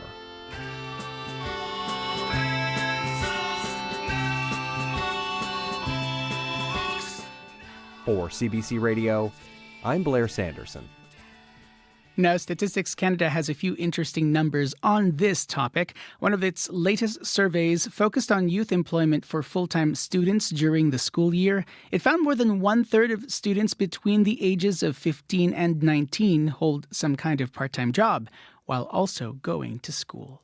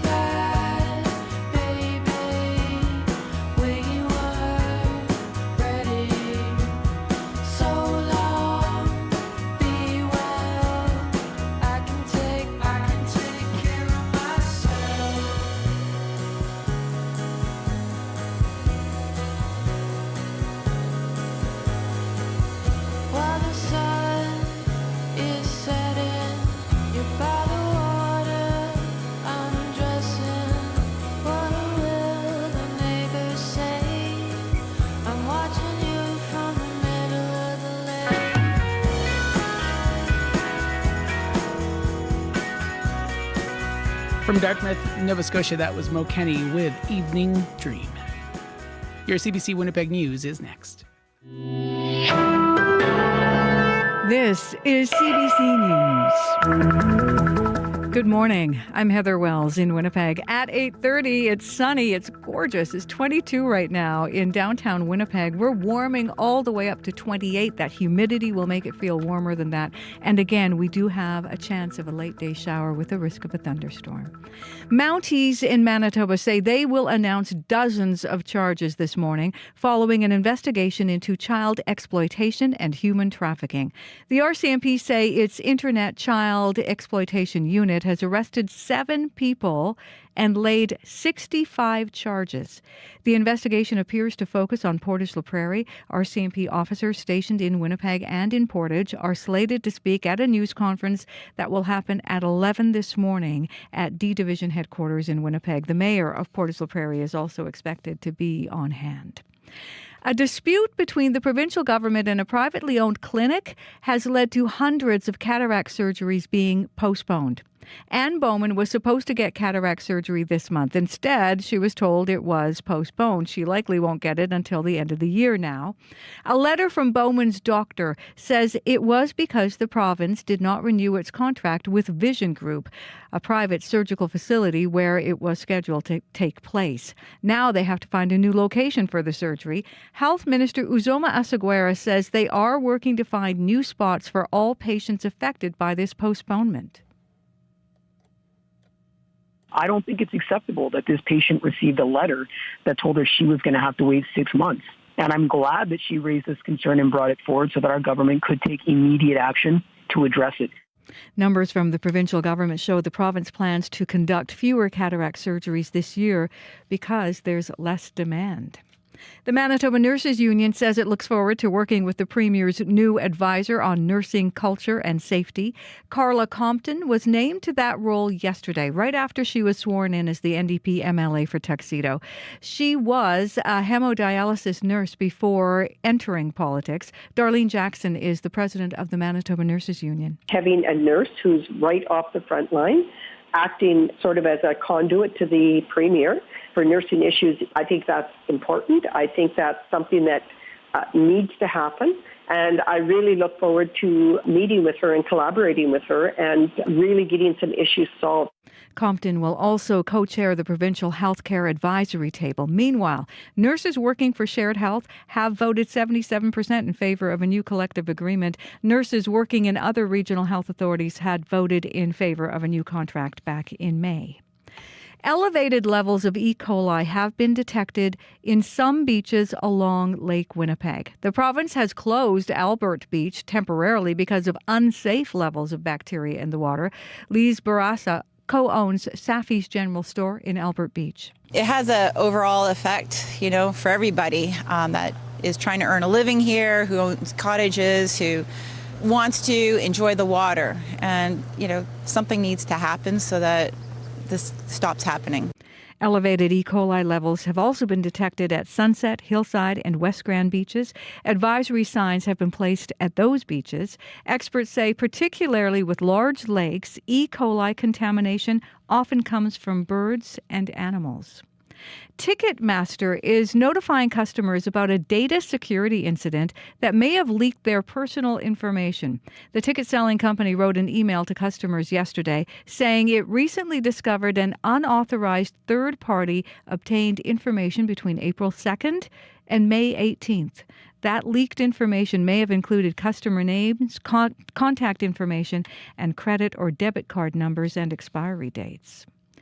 It is arguably the biggest match in the history of Canadian men's soccer. Tonight in New Jersey, Canada plays Argentina, with the winner advancing to the final of the Copa America. Argentina is heavily favored, of course, and with good reason. Here's Canada's coach, Jesse March. Weaknesses? None. With all the respect we have for Argentina and Messi, we expect them to have their best match of the tournament. Jesse Marsh. And kickoff tonight is 7 o'clock Central with a sellout crowd of 82,000 expected, the majority of which will be Argentina supporters wearing that blue and white. You can find more news updated throughout the day. All you have to do is head to cbc.ca/Manitoba. All right, thanks very much. You're welcome. It's Heather Wells from your CBC Winnipeg local news desk. I'm Faith Fundal here in Studio 15, along with Janet Stewart, host of Radio Noon. Good morning. Good morning, Faith. Today we want to hear from people about their favorite summer festival memory. Ooh. We have the executive director of the Folk Festival coming in to be our special guest to set things up for that. And we want to hear, what do you remember from a summer festival that you cherish? I imagine there's a lot of those memories out there. 204-788-3797 to leave a message now. Looking forward to it. Thank you. It's Janet Stewart, host of Radio Noon from 12 to 1 o'clock today. Corey Funk has a look at your commute. Hello. Hello. Yeah, new construction on the Norwood Bridge starting today, northbound and southbound. A bunch of lanes are closed going both ways. Particularly today, it looks like the lanes on the far right, both north and south, there's some closures there. So keep left is probably your best advice. Big backup, says Don, all the way to Assiniboine. Abby Adiemi, the weather today. Winnipeg at 20 degrees and sunny. We're warming up to 28. It's going to feel hotter than that. Up north, mainly cloudy in Thompson, heading to 25. Churchill is warming up to 22. And for the rest of the southern part of the province, from Brandon all the way down to Morris, it's going to warm up to 28. And it's going to feel like 33. Thanks very much, Abby Adiemi, and thanks very much to the folks watching on our CBC YouTube stream. Brad Lillies is our streaming producer. Mag-ingat po kayo and take good care wherever you are. Thanks for listening. I'm Faith Fundal. World Report is next.